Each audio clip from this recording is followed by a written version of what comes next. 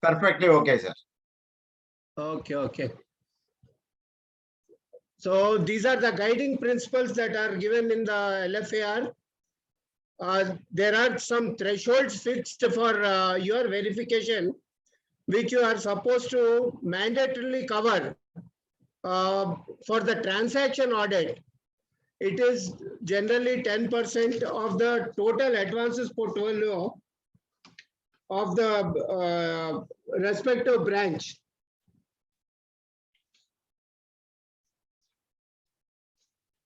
So you need to cover the transactions also. You have to keep in mind that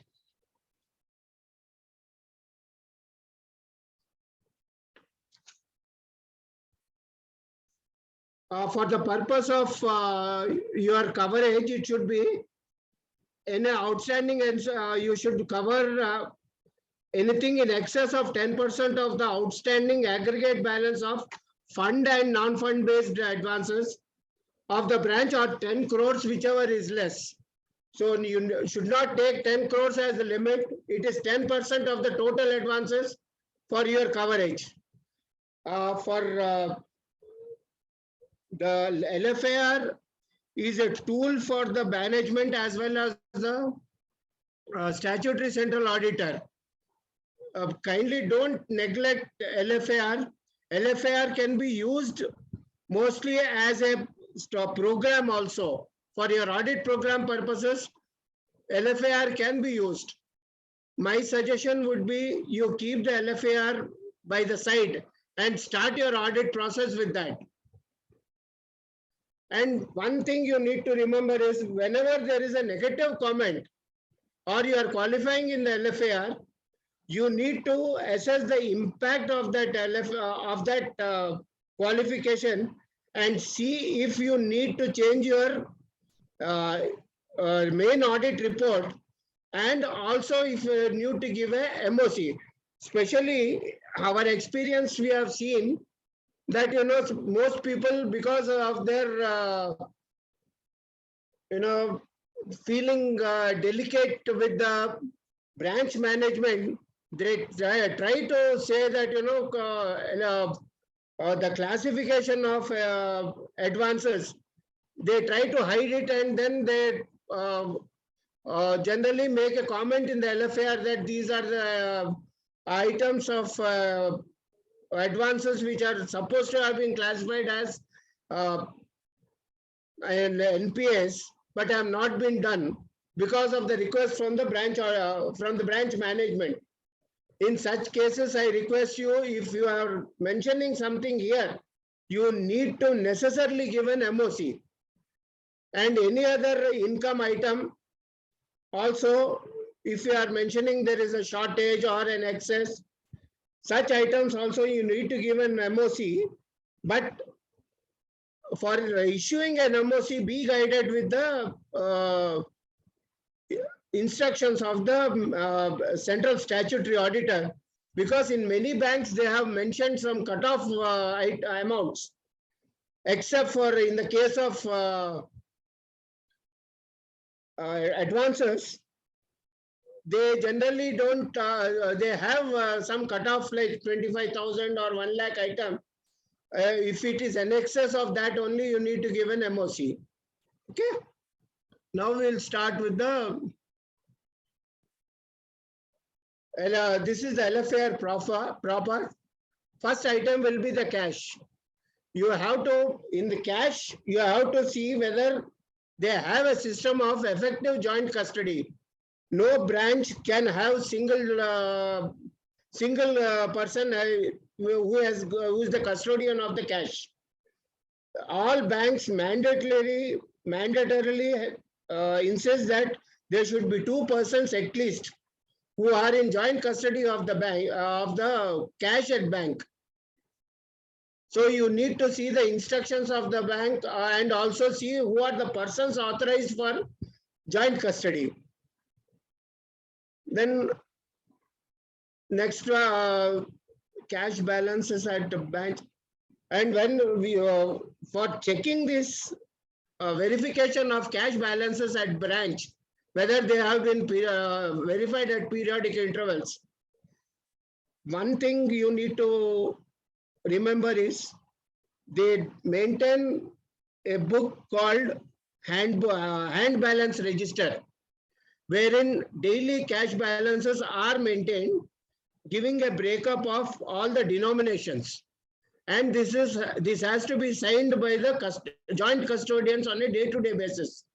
But in this question, when they are asking of periodic intervals, it means that this is a surprise check which is conducted at periodical intervals by a person who is other than the joint custodian.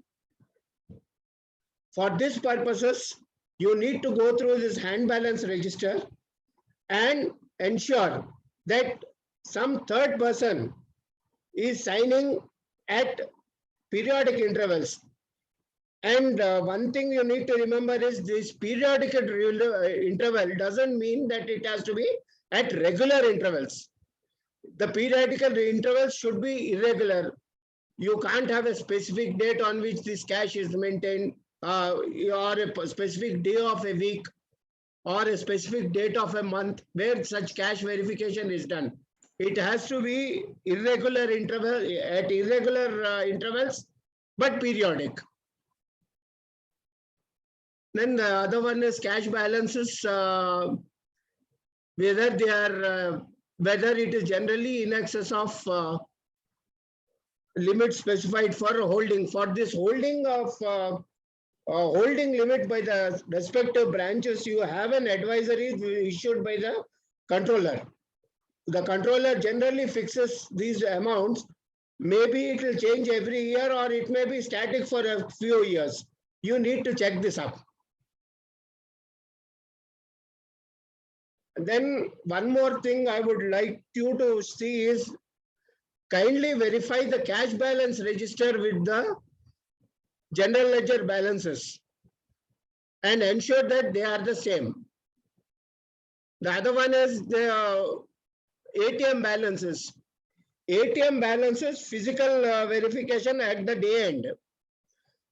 For this purposes, there you will definitely need to have a reconciliation statement prepared, because the physical verification of cash could be at any time of the day, and the day end balances will be at the closure EOD at the head office. And I'm not sure whether they adjust at 12 in the night. So the time gap between EOD and the cash physical balances, you need to have a reconciliation prepared.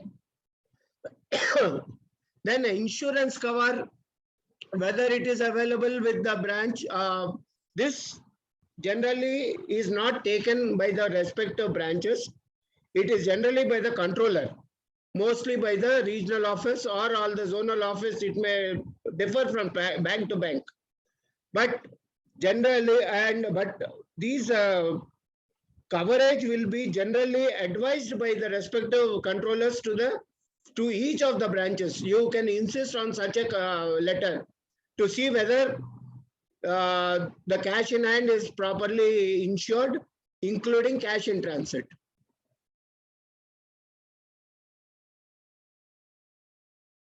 Then this is balances with other banks. I did not tell you.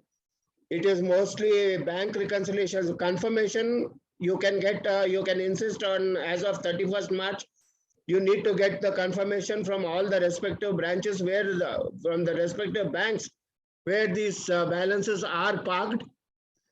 And then you need to go through the items for reconciliations. See whether any expenditure and cash items are appearing in expenditure, income, or cash items are appearing in the reconciliation items. Ensure that these are not there. If they are there, for what periodicity they are outstanding, you can comment on this based, and MOC can be raised based on the amount involved and also the instructions as per the statutory central auditor. Money at call and short notice and investments, generally we will not have at any of the branches. These are generally specified branches that will deal in these things. So we need not worry about these two. Now, coming to loans and advances. Loans and advances, this is how it is to be displayed in the balance sheet. I'm not sure whether branches have the balance sheets. In most of the banks, it is only the trial balance will be signing, and only the balance sheet can be would be prepared only at the zonal level or the circle level. For example, State Bank of India, it prepares the first balance sheet is prepared only at the circle level. Otherwise, you will all be at the branch level. We will all be signing the trial balances. And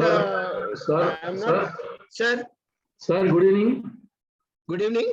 This is Kakinada, immediate past chairman of Kakinada branch, sir. Pardon, sir? Sir, this is C.A. Sachinanda, sir. Immediate tell me. of Kakinada branch. Sir, tell me. Very good evening. Good evening, sir. Tell me. I would like to pose a small question in connection with what you call verification of cash balances, sir. Yeah. As you know very well, statutory branch heads are required to certify, apart from other certificates, cash balance certificate, what you call ATM cash balance certificate as on 31st March 2022, sir.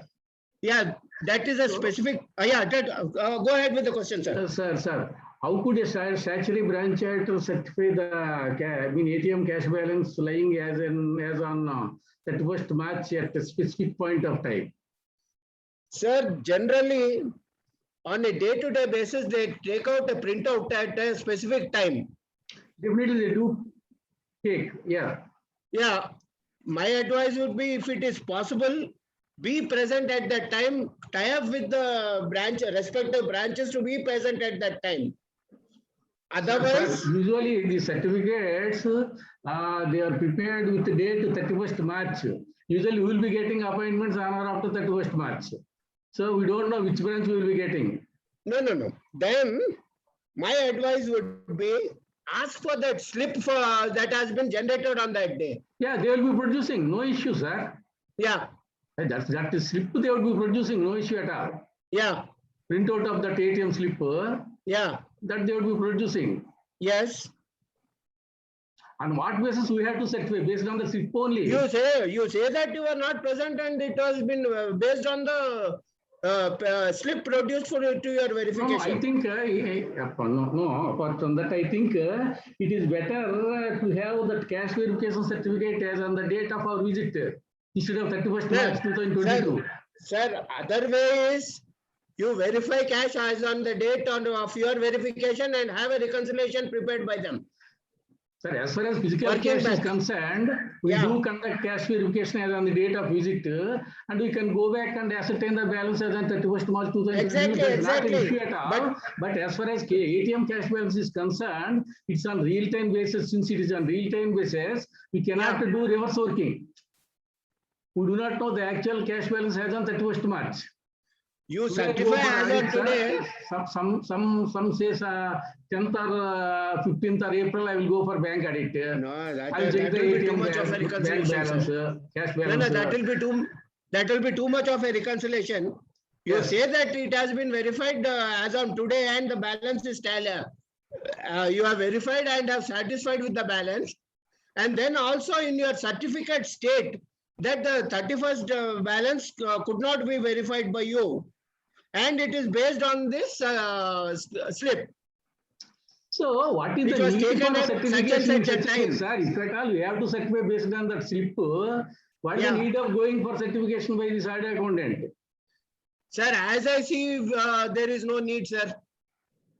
But there are sir, all this cash balance, sir, in my opinion, there are many certificates which need not be got from the branch level.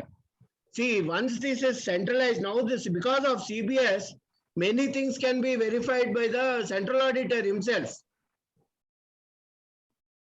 For example, you take your 12 odd dates balances, you are certifying for CRR and SLR purposes, right? That is no issue, sir. Records will be having based on that. Exactly. What is, That's not sir, an issue how at do you all. know they have been properly classified, sir? Sir, for all the other things, you will be having supporting evidence. As For far as that, verification of cash balance of ATMs, we don't have any what you call supporting evidence except that slip. exactly, sir. That is the only slip. Have it signed by the branch manager and keep it with you. You can't do anything else, sir. Then what is the need, sir? What is the need of CA certification then? So based on the certificate given by the branch manager, the chartered account should not certify at all unless you are satisfied. Exactly. That is what I am saying, sir. There is no need. These are some of the certificates which are redundant or still being continued. See, I don't know whether that report is there for other banks or not, but the State Bank of India audits are concerned, ATM cash verification certificate is there, sir. Every year, when I go for audits, I do simply reject. I don't normally sign that whatever ATM cash balance certificate they take printout. On the day of my visit, I take printout of. I think we can proceed to the next item, sir. Sir, my opinion, sir, just a minute, sir. My opinion is this is generally can be given only if your appointment is before 31st and you have ample time to go and verify that, sir. Otherwise, it doesn't hold any water.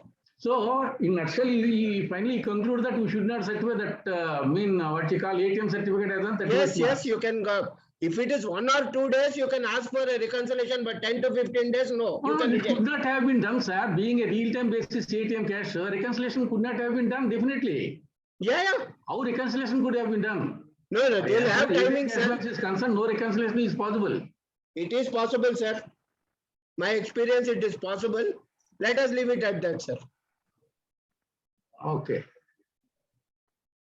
Sir, these are the balances. All the advances are given in the balance sheet under these 3 items: facility-wise, sector-wise, security-wise, and sector-wise. All 3, the total should add up. My experience, as I said, most of it will be only at the branch level. You will be certifying a trial balance. You may not be having this, or if they are, some banks may be asking for a separate certificate for these things. Bills purchased and discounted, you can straight away tally with the balance sheet item. These facility-wise items, it can be tallied with the balance sheet, sir. But security, secured by tangible, covered by bank and government guarantees, unsecured, it is a total of all the items that are individual advances if they are given. Then sector-wise, priority sector, public sector, banks and others. Now, coming to priority sector,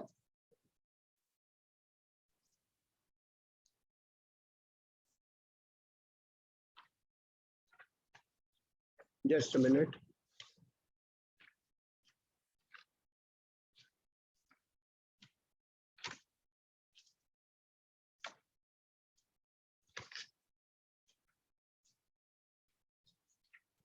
This priority sector can be divided into agriculture,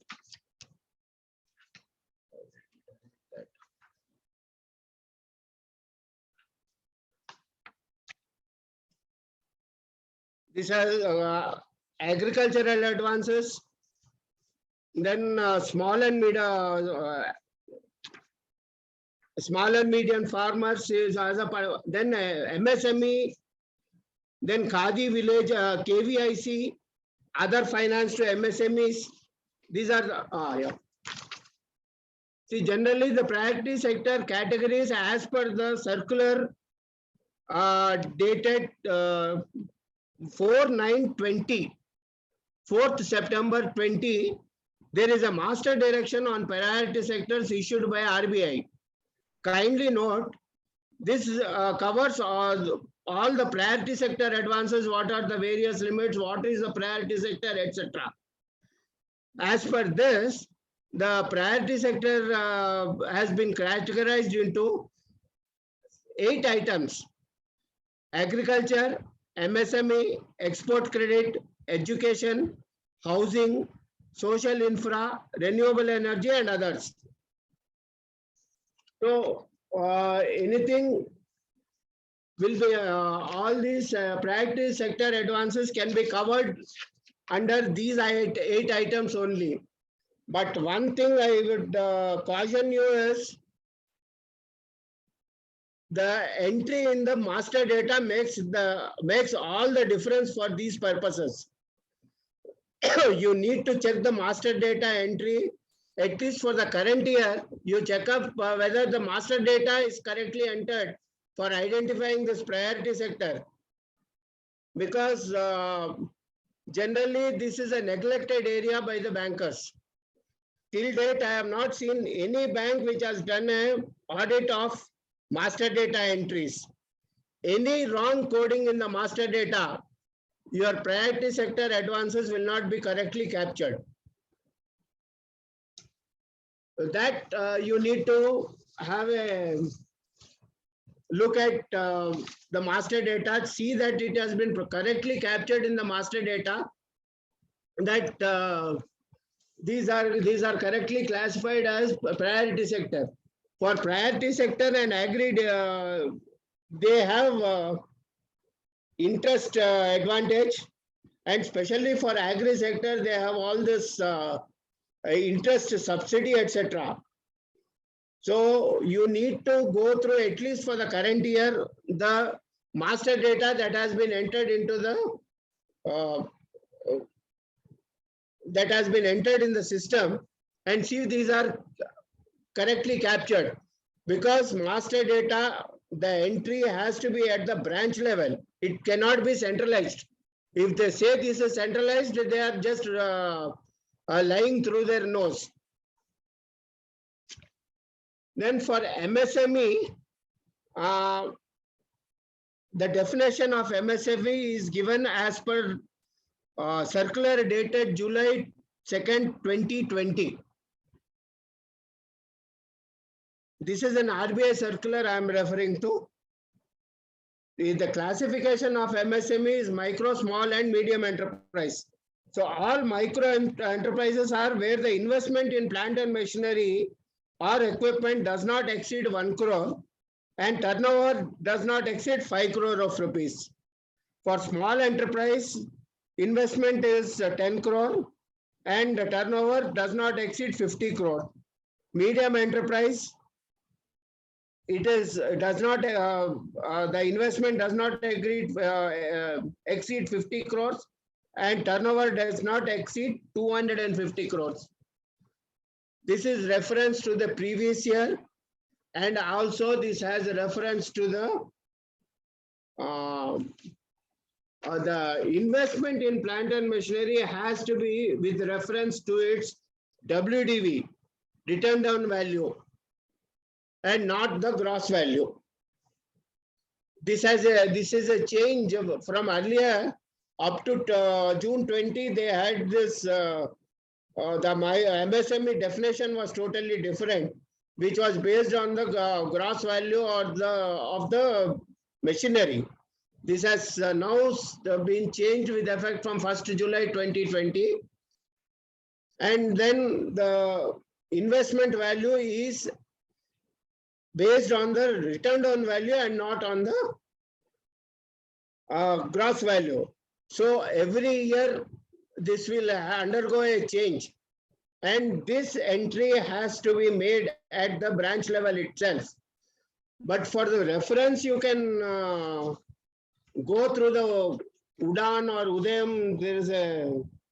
They have this Udyog Aadhar Memorandum, UAM, where if you can ask them, if you can ask the branch to give them access to that site, and then you can check up on this, because it updates the WDV has to be updated on a yearly basis at this site. So you can check on that, but kindly you check up the master data, whether that has been changed, and the definition, the parameters are set as per the circular issued by RBI.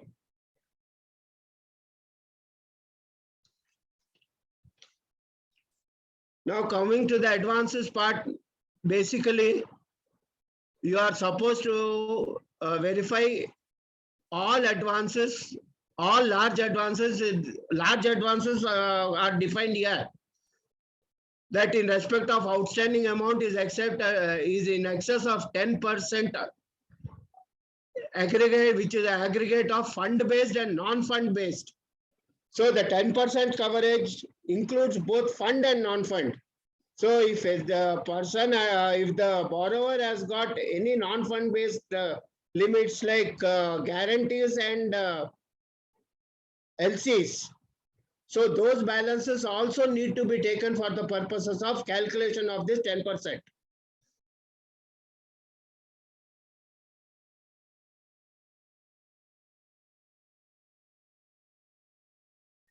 For these, the threshold has been set because you need to verify you have to do a transaction audit. That is account wise, you have to verify the transactions, whether they have been authorized transactions, whether they are unusual transactions there which need to have been commented upon, and you are supposed to comment on the nature of transactions that have been entered into, and if they are very, and you can also check up whether there is any diversion of funds. For transactions, there is I'll come to that later when we are talking of red flagging, which is based again on RBI circular.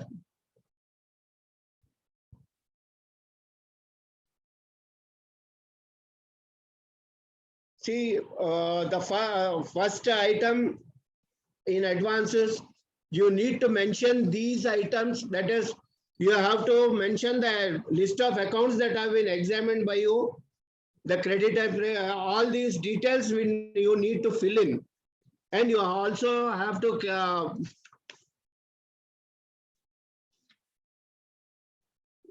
at the end of this table, you have to mention the percentage of amounts, percentage examined.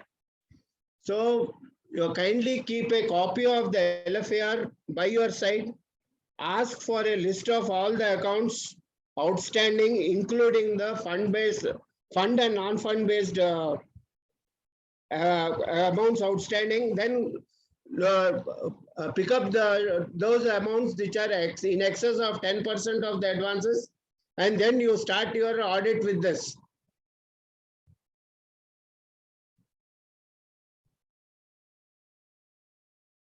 The first question is whether it has complied with the procedures, instructions of controlling authorities of the bank regarding loan applications, etc. One thing you need to verify here is whether the proposals are properly supported by an application first. Generally, if you look at, if you notice at the year end, most of these advances would have been just disbursed without taking any application. Kindly ensure that the applications are there. If they are not there, then this para needs to be answered in the negative, that there are no applications, no proposals. Generally, the process is they ask for the application first. The application has to be followed up with the financials. Then a proposal is to be put up by the respective officer. The sanctioning authority could be at the branch or could be at the regional level, or it could be at a higher level depending on the authority.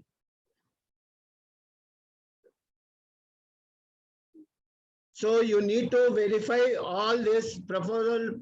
So for renewal of advances, please check that the renewal is based on final audited statements that have been received. If the final audited statement have not been received, this is only a ad hoc renewal but not a regular renewal. And ad hoc renewal cannot be for more than 90 days. That you can keep in mind. As the documentation for disbursals, yes, You go by the bankers, each bank has got its own requirements. You go through that requirements and then you can comment on this. Then quick mortality. Quick mortality accounts are those accounts which have become NPS within 12 months from the date of sanctioning. One thing you need to remember is if you are giving any quick mortality accounts here, if you are mentioning anything, kindly ensure that the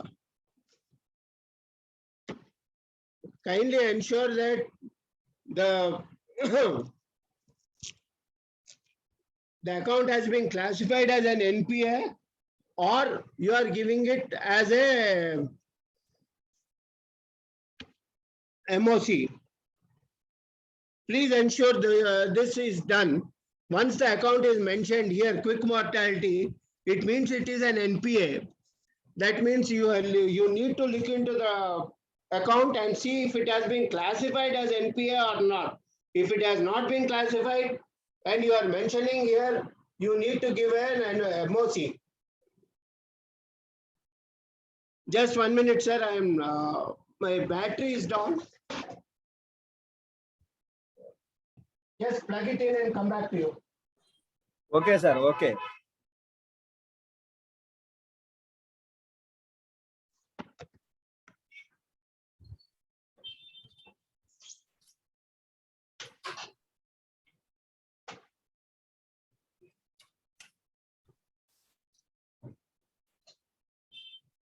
Yeah.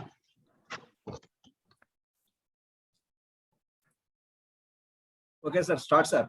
Yeah. The next question is whether the borrower account, the applicable rate of interest is correctly mentioned. Sir, you need to see this, verify this account with the master data that is there in existence. Because this rate of interest, if it is schematic loans like agriculture, MSME, maybe they'll not, this rate is fixed by the central office. But otherwise, these are rates that are to be fed in by the respective branches. If it is neither an MSME nor an agricultural advance, if it is a major loan, say around 2 crores or 5 crores, these are the interest is basically based on the risk perception of the bank. The interest rate is no, it is base rate plus or minus plus the risk rate that is allocated to the respective accounts. So for that purpose, you need to see this borrower accounts whether the interest rate has been properly fed.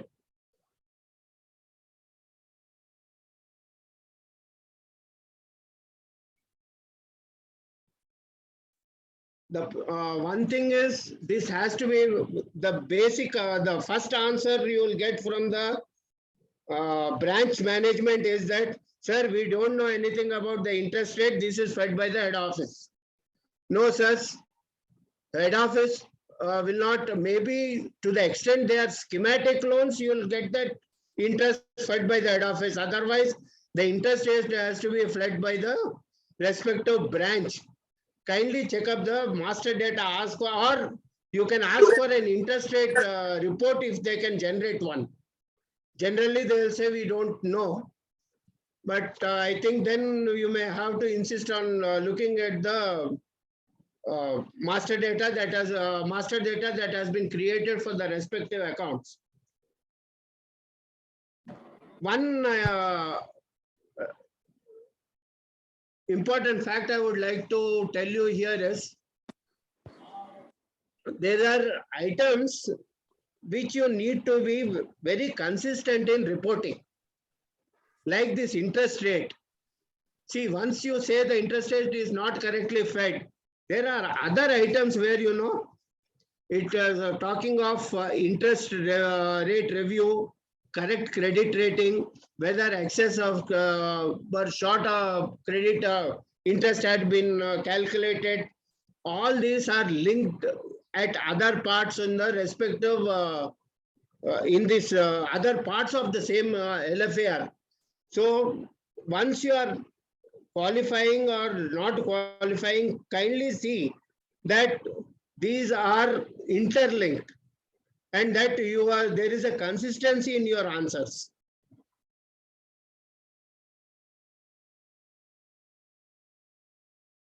Then this question about whether you have come across frequent renewal or rollover of short-term loans.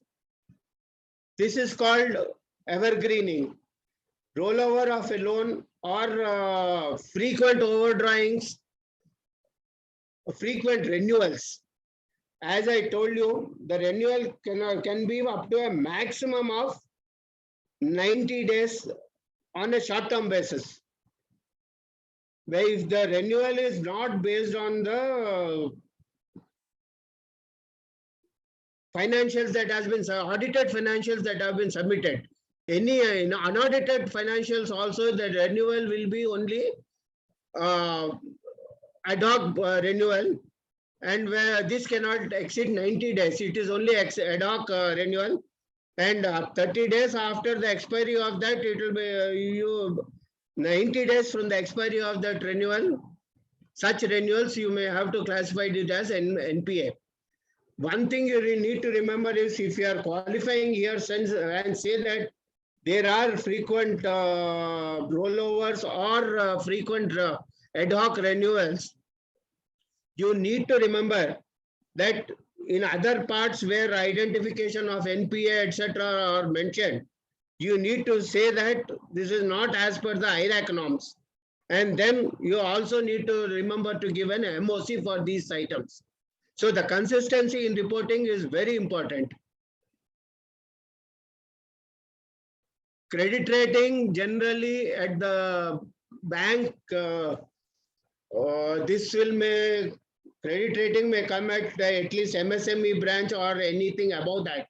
But if you are looking at generally agricultural advances, credit rating may not be applicable.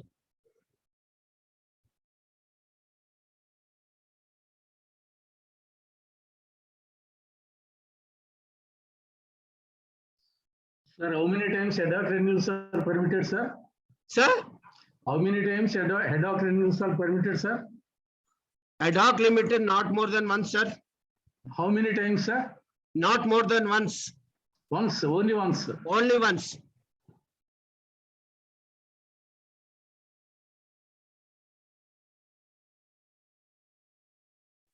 Can I proceed? Please, sir. Continue, sir.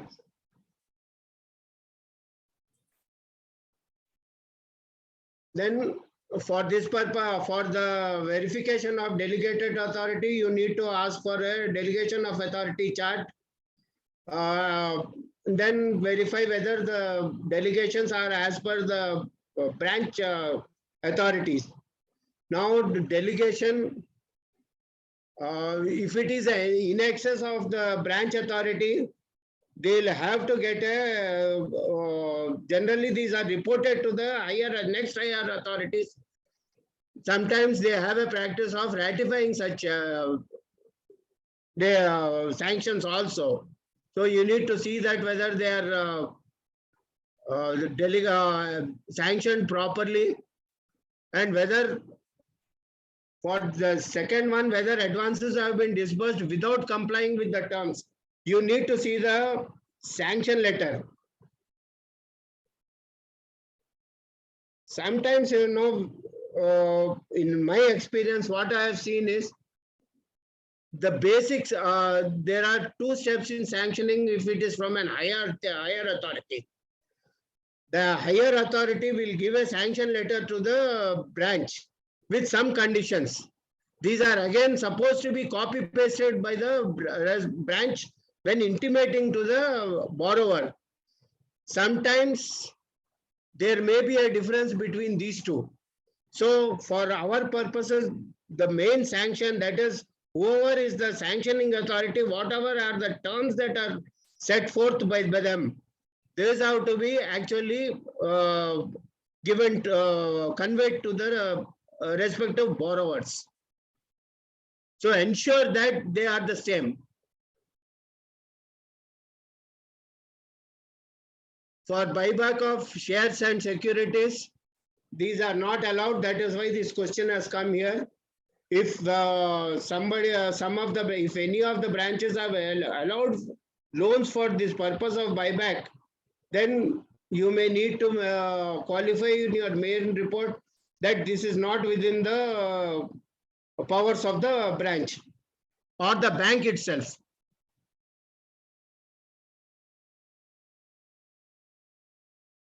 The next one is, yes, deficiencies in documentation, non-registration of charges, non-obtaining guarantees, etc. The one, what I would like to stress here is, in case of agricultural advances, where the advances are given on the basis of pattadar passbooks, kindly ensure that the loan, the charge is registered with the revenue authorities. Just by mentioning in the pattadar passbook is not enough. There has to be a charge credited with the charge created with the respective revenue authorities. Kindly ensure such a charge is created. Otherwise, there is a definite deficiency in documentation. And for equitable mortgages, check that advocate's clearance certificate is there. One thing you note is encumbrance certificate. Just getting an encumbrance certificate for this is not enough. See if the respective advocate has gone and verified they call it search, whether his report contains that he has conducted a search. Search means he searches the record for at least 30 years from the date of sign. He goes 30 years back and verifies whether there is a charge or not.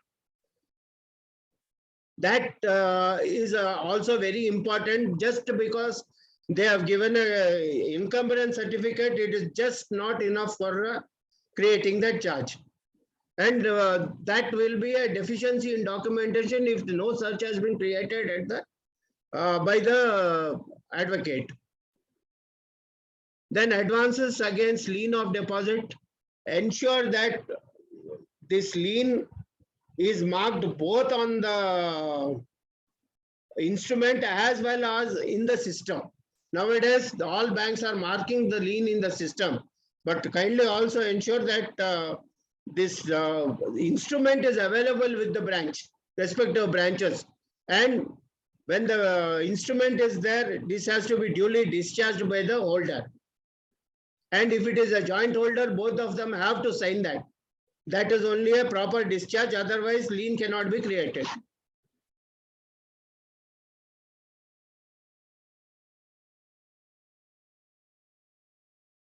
Then periodic review.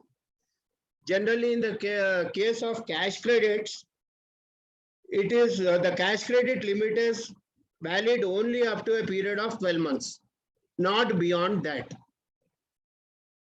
Then, if in case of a term loan, generally it is not a renewal, it is just a review.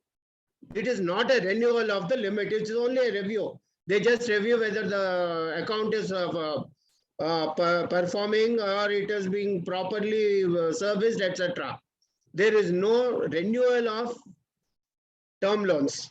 But for cash credit overdrafts, it has to be a proper renewal. That is 12 months, every 12 months, the cash credit limit expires. And then check whether there are any accounts overdue for review or renewal. For these purposes, you ask for the due date register. Generally, they are supposed to maintain the due date register, whether all accounts have, where they mention the date of expiry of the last renewal or review. See that these are this entry please cross check with that register. And then this has to be, if there are overdues, you have to classify between 3 to 6 months and over 6 months. But once it is overdue for more than 6 months from the date on which it is due, kindly ensure you give an MOC, because Mr. Sundarrajan will be telling you, as per IRAC norms, any account which has not been reviewed or renewed for a period exceeding 6 months, it will become an NPA. In such cases, you have to give an MOC. Be careful if you are saying that any amount over 6 months, be careful, this is an NPA and you need to give an MOC. You can't just give the statement that, yes, so many accounts are due for renewal for over 6 months. No, you need to give an MOC. Then regularity of stock and book debt statements. Stock and book debt statements, generally they are to be submitted monthly. There is a register which is called either a DP register or a stock register according to the respective banks, where they enter this stock statement and then they calculate the DP. One thing we need to verify is stock or book debt statements, the moment they are received, they are to be stamped inward. If there is no inward stamp, you can take it that there is a delay in receiving these stock and book debt statements, and you can always give a you can always say in your report that in the absence of any such date on the stamp, a date stamp on the statement, you are unable to calculate the delays. Kindly ensure that, because delays, generally if you are going through the sanction letters, you will find that any delay will generally attract a penalty of 1 or 2% interest. So that also you need to check, if there is a delay, whether they have levied that penalty and collected that penalty. And if there is, drawing power is calculated on a statement which is more than 3 months old, 3 months old, then it is called an irregular account, and for 90 days from that, it is an NPA. I am not touching on that, but it may suffice for you to just check this. For the purposes of NPA, if you say that book debt statements have not been submitted for more than 6 months, so the last statement, if it is pertaining to the month of September, then it may not be an NPA, because September statements will generally come in October. But if the last statement is August or July and DP has been calculated, kindly see, you have to mention here, and also see that you are issuing an MOC, because once the statement, book debt statements are more than 6 months, it becomes an NPA. Then is DP computed properly? For this, as I told you, there will be a register where they calculate the DP, where they enter the stock statements that they break up into raw material, finished goods, etc. And for calculation of DP, each item there will be a separate margin. It can be an omnibus margin for all the items, or for each item on the stock, that is finished goods and finished goods, work in progress, raw material, each may have its own margin. For that purpose, you need to go into the sanction letters. And DP computation, is not done by the system. DP computation has to be done on a manual basis. It has to be done, it will be in a register. Actually, it has to be in a register. If they are not maintaining a register, they may be just calculating on the respective statements. But one thing you need to remember is DP is entered manually for each account separately by the branch. If they are saying that no, it is calculated by the system, you kindly ask them to show how it is calculated. Because as far as I know, DP, there is no formula that is given in the system. For DP, it has to be manually calculated and entered every month. Then whether latest audited financial statements are obtained for this purposes, non-submission could be a reason for non-renewal. We link it to your first question, whether the renewal, they are regular in renewal or review. So, when you are answering this question, just look up at your answer you have given for the other one and see if there are overdues here. That is, there are no renewal or reviews.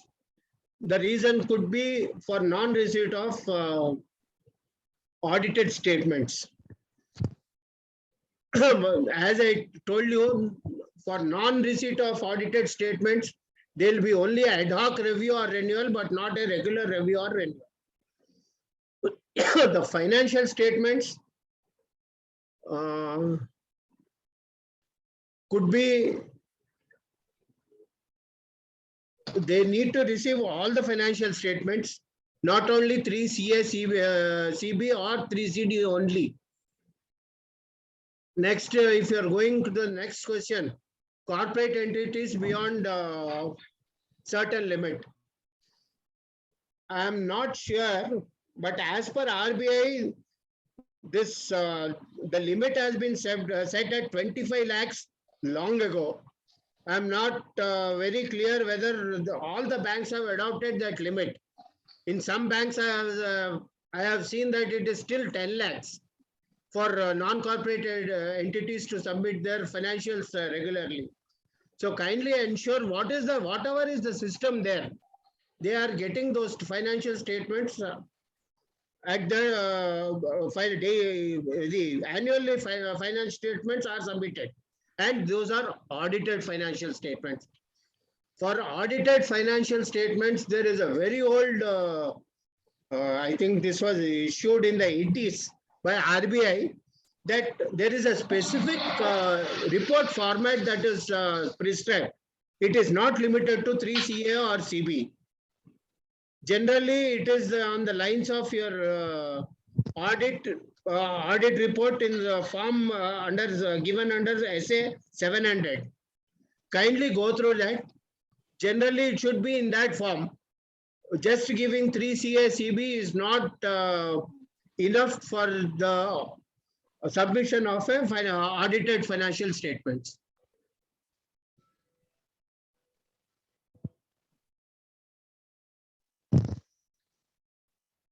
Then see here, this is there. Whether there is a system obtaining reports of stock audits periodically.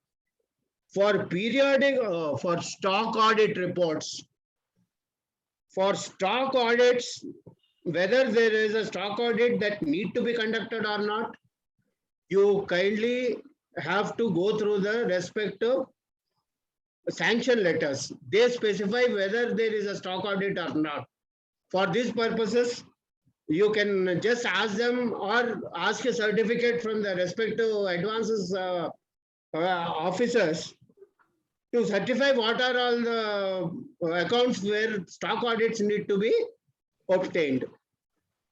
But once it is an NPA, stock audit need to be conducted on a regular basis, yearly.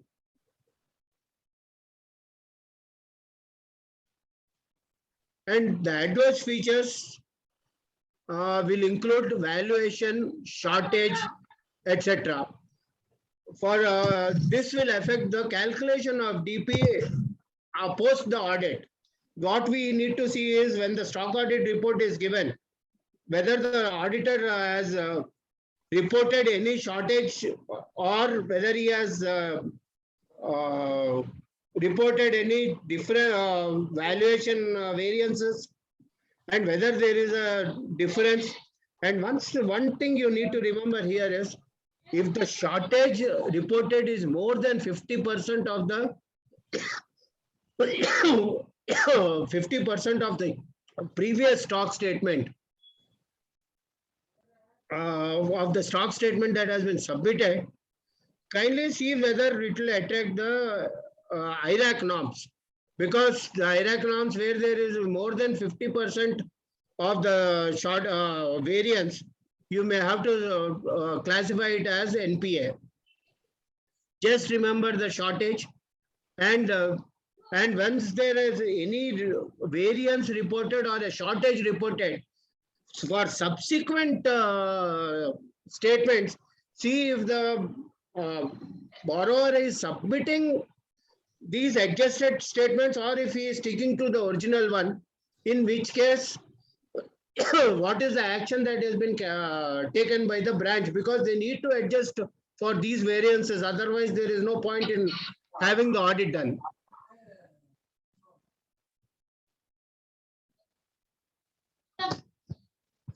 Then does the branch have on its record a due diligence report? So the due diligence report is basically in respect of multi-banking facility or in case of consortium advances, which generally will be limited only to the major branches, but not to the Mofussil or other branches. Inspection of physical verification of securities. This is totally different from the stock audit. For inspection, the periodicity of inspection, one, you go through the sanction letters. Two, every branch, advance officer wise, they need to maintain a register called an inspection register, where they mention the date of when they mention the date on which they have inspected. Check that the periodicity of such inspection is in line with the sanction letter. Sanction letter may say, it has to be done on a monthly basis. Whereas once you ask for the register, which if you are lucky enough, you will find that it has been updated. Otherwise, inspection reports, you can call for the inspection reports. If they are not on a monthly basis, you need to report that it is not as per the sanction. These inspections are done by the respective branches, and it is a totally different thing. It is not for stock audits.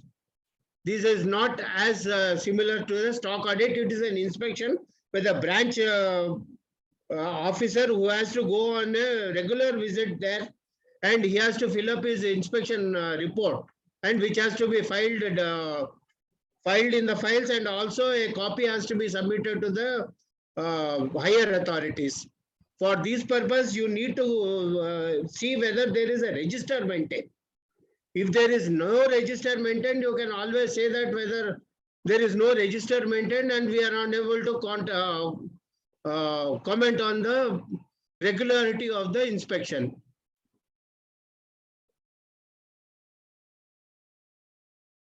And for deterioration, as I told you earlier, if there is more than 50% in the 50% deterioration in the value, then you need to give an MOC stating that this is an NPA account, and also you may need to state that there could be a fraud. That is a decision we need to take.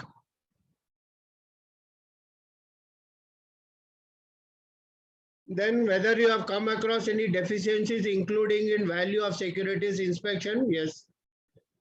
These are the advanced features. You can always check the concurrent audit or the internal audit report also for these things. Any inadequate coverage of insurance, there will be an insurance register maintained. Ask for that register and see whether all the insurances are not matured and the due dates is still there, and that the insurance coverage is little and the insurance coverage is as per the sanction letters, which generally the coverage could be 100% or 110% of the value of the stock.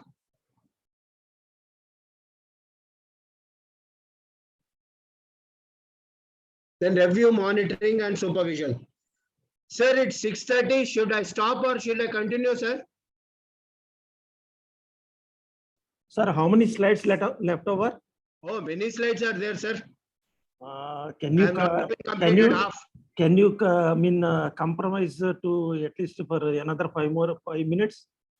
No, as you say, sir, because I don't want to eat into the other man's time. Subject is in the middle of the thing, sir. So Yeah. I think it is better to conclude with covering all the slides of gist of the slides. That will Advances, I'll complete advances then. Yeah, that will give a idea about the advances. Okay, sir. Yeah. The advances here, red flagged accounts. For this, you need to ask for a report of the red flagged accounts. Ask them for a report to be generated from the system. See whether they have generated a where did I see? Whether there is a red flagging is again dependent on the RBI circular. I'm looking for that circular.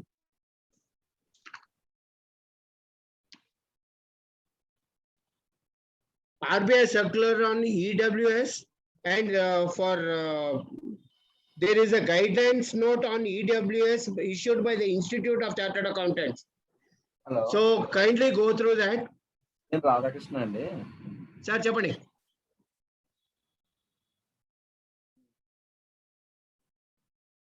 See whether all accounts have been, all that need to have been red flagged have been red flagged. This flagging is done by the respective branches or at the head office level. So you need to comment on this. Then on the adverse features on the top 5 standard accounts. This is in addition to what you have covered under the mandatory coverage of 10%. Leasing finance activities, we need not worry because there won't be any leasing activity that is conducted at the most of the branches, and most of the banks have done away with the leasing activity. So we need not worry. Then this whole question is regarding NPA classification, whether it is identified correctly. For these purposes, I would like to mention that there is a RBI circular which stated that the banks have to mandatorily switch on to automatic identification of NPS by the system without any manual intervention. And this has come into effect with effect from 1st July 21.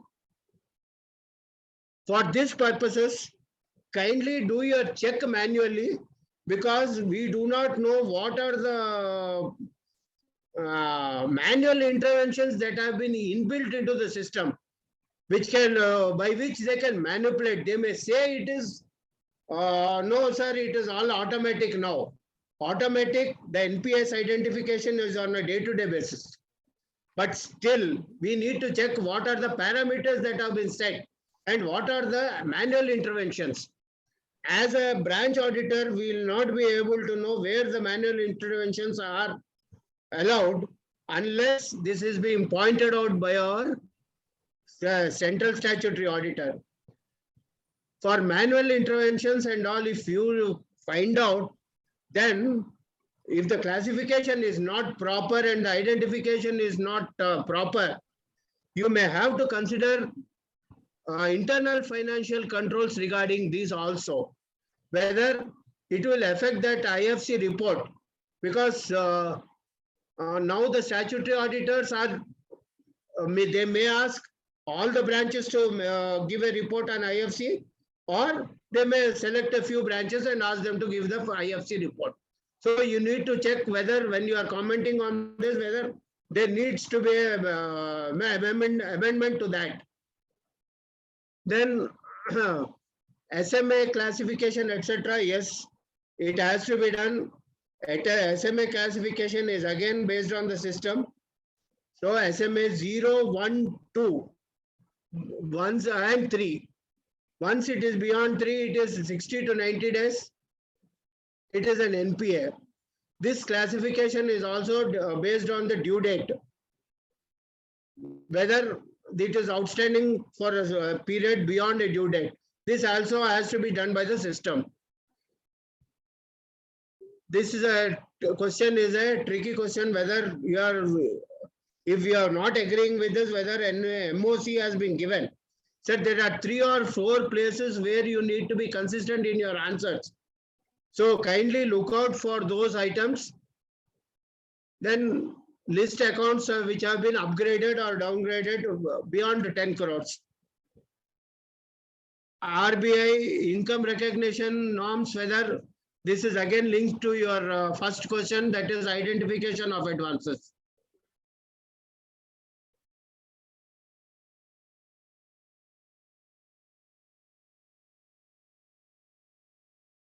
Restructured, rephasement, we need not worry much. Upgradations is in line with the norms. Yes, you should be aware of this, and whether there you have to see the consistency in answering. There's legal controlling authority, it's an old one which has been continuing since here. Whether there are any accounts wherein process under IBC is mandated. Sir, IBC mandate, yes, this is generally IBC. They can approach the NCLT only in cases where the default is more than 1 crore. The approach to NCLT could be by the borrower himself, or by the banker, or by the lender, or by a trade creditor. Any one of them can approach the NCLT for under IBC.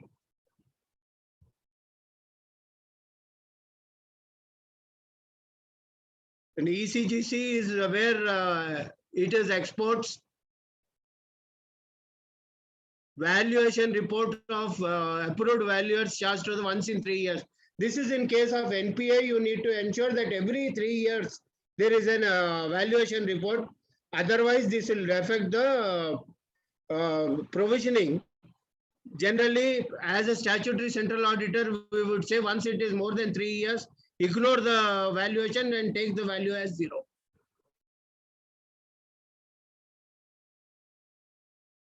So that is the advances, sir. Sir, shall I wind up, or you want me to continue? I think the other speaker is waiting. Sir, I feel another faculty is also waiting for us. Yeah, that is what, sir, I would like to wind up. Shall I'll wind up then? Then you can, I request you please conclude. No, sure, don't worry, sir, I'll wind up. I don't want to eat into his time, sir. One of our friend, he asked whether retail trade can be classified as MSME. One of our friend, Pawan Kumar, asked regarding this question. No, retails are not classified as MSME, sir. It is, if it is trading. No, trading can also be classified as MSME, sir. Sorry. It can be classified as MSME, sir. Now, because it is not only based on the plant and machinery, it is also based on the turnover. I think before it can be classified as MSME, sir. The last 6 months, there is a circular saying trading can be classified as MSME. No, it can be classified, sir. That's what I'm saying. It can be classified. The only point which I would like to add in this matter is, sir, when it can be classified as an MSME for the purpose of classification by the bank, this unit should have been registered as an MSME. It's a fact that a retail trader can also be considered as an MSME. But our problem is, as far as we are concerned as branch auditors, the bank should have been classified coming under this MSME category, provided that unit is registered and got the certificate of the MSME. Even if they are retail trader, if they have not got the registration of the MSME, we cannot classify it as the MSME. That is the only thing. As auditor, branch auditor, we are supposed to examine whether the MSME registration certificate is there. Then we have to classify. Yeah, I agree there, sir. Sorry, Yeah. I left out that point. No problem. Thank you, Sir, Sundarrajana. we are here only to add value to each other. No, sir, nothing else. Thank you so much, Don't sir. mind. Okay. Thank you జానకినాథ్ sir. Actually మన కాకినాడ వాళ్ళకి ఈయన కొత్త ఆయన కాదు, సుసర్ల శ్రీనివాసరావు గారి చుట్టమైన PVRK Prasad గారి collector, X collector of TTD, ఆయన చుట్టమే ఈయన, మన కొత్త ఆయన కాదు ఈయన. మనం will ask him to come in another physical meeting also in a very short time. Thank you sir. నేను అక్కడ పుట్టాను సార్. అదే అందుకనే చెప్తున్నాను నేను. సుసర్ల వాళ్ళ తాలూకా కదా సార్ మాది. మిమ్మల్ని చూస్తే మా మాస్టర్ చూసినట్టుంది యాక్చువల్ గా, physics master. Thank you sir. Thank you very much. Thank you so much sir.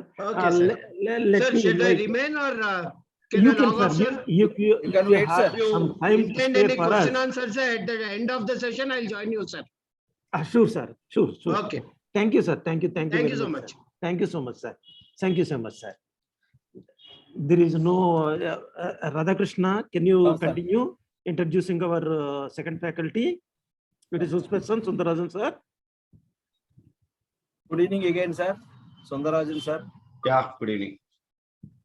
CA.R.Sunderrajana is a fellow chartered accountant and managing partner of SR, and Associates, a firm with more than 3 decades of practice and having office at Chennai, Hyderabad and Kochi. He is a qualified information system auditor from ICAI also. He is specializing in the areas of audit and assurance practices. He has been addressing almost all branches of SIRC of ICAI on the topics of bank audit and assurance standards, accounting standards, tax audit, corporate audit, due diligence review, code of ethics, etc. He is also visiting faculty in the Institute of Cost Accountants and Company Secretaries and CAG Staff Training College of RBI, Indian Banks and IOB. He is also as a co-author a book on Bank Branch Audit released by CASC Chennai. He has been part of group of ICAI on the various topics of professional interest on guidance notes, revision, corporate audit, accounting and auditing standards, etc. He has been co-opted to various committees of ICAI, Delhi and SIRC and corporate laws, members and industry, CPE, etc. He has been a convener of chartered accountants, study circle and have conducted many workshops, seminars and annual conferences. Mr. Sundarrajana have held positions of Treasurer, Secretary, Vice Chairman and Chairman of International Fiscal Association, Southern Regional Chapter. He is presently EC member of International Fiscal Association, Indian Branch. He has been actively involved in lineagism and regular blood donor and also consistent contributor to social needs of the society. I am introducing Sundarrajan sir to the August gathering. Thank you, sir. Thank you very much for the pleasant introduction. I'm very glad to be part of this seminar today on 2 reasons. Actually, I have restricted traveling from 2020 and we thought we'll be traveling this year. And this year also we have a lot of restrictions, even though a COVID restrictions is not there. The timing is a critical issue now. So we are finding it extremely difficult. And when they asked, the chairman asked me to have a session on Zoom, I said immediately agreed because I always would like to keep in touch with the members to whom we have been sufficiently addressing. So I thought it's a good another opportunity to look at it. Before going further into the session, I would like to ask the secretary how much time I have, sir.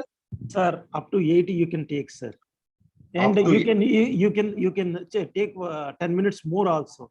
Our members will definitely patiently listen to your voice, sir. No doubt. The only point is I always tell the same thing.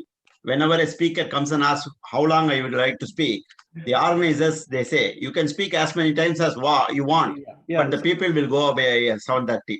Our So people will not go away, sir. We will definitely speak. We'll listen your voice, sir. Thank you. Yeah. Sir, Thank for you your very kind much. words. So once the number of participants is getting reduced, at that time we can look at it. There is no problem. More than 60 have been participating, sir, actually. Yeah. 51 participants are there. It's fine. But you, the point which I want, before I go into this IRAC norms, I would like to touch upon few items only few items of the earlier speaker. Probably due to the hectic time or pressure of time, he could have missed out those items. I would like to mention because they are very, very critical for the members to address before going into the session coverage of NPA norms. Number one, he was talking about quick mortality accounts. We have to give an MOC. The quick mortality accounts itself, sir, I can spend around 5 minutes on this particular matter, officer, so that because I want these people, the message has to go because it's very, very critical. Yes. This is a new clause which has been introduced in LFAR. So I would like to mention that. Quick mortality accounts itself means an account which has become an NPA within 1 year of sanction. So the branch would have already classified under NPA. So MOC may not be required. But at the same time, what we are supposed to give us a report is, whenever an account has become a quick mortality account, which means it has become an NPA within 1 year, the reason of this particular question is, what happened to the credit appraisal? This is the critical issue. This is what I always say. We are supposed to verify the current year advances, definitely. But previous advances, we can test check. That was the situation earlier. Now, because of this particular clause of quick mortality accounts, we are under compulsion to see the previous year accounts also. Because within 1 year, an account is becoming NPA means, obviously, these are the accounts class sanctioned in the previous year. So I request the members to please go to the quick mortality accounts. Whenever quick mortality accounts is there, which means the last year sanction, that is 2020-21 sanctions, if it has become an NPA, we are supposed to give a comment on those accounts. I would like to members to look at this, number one. Second issue which he was talking about is 25 lakhs limit. RBI has never mentioned any limit earlier.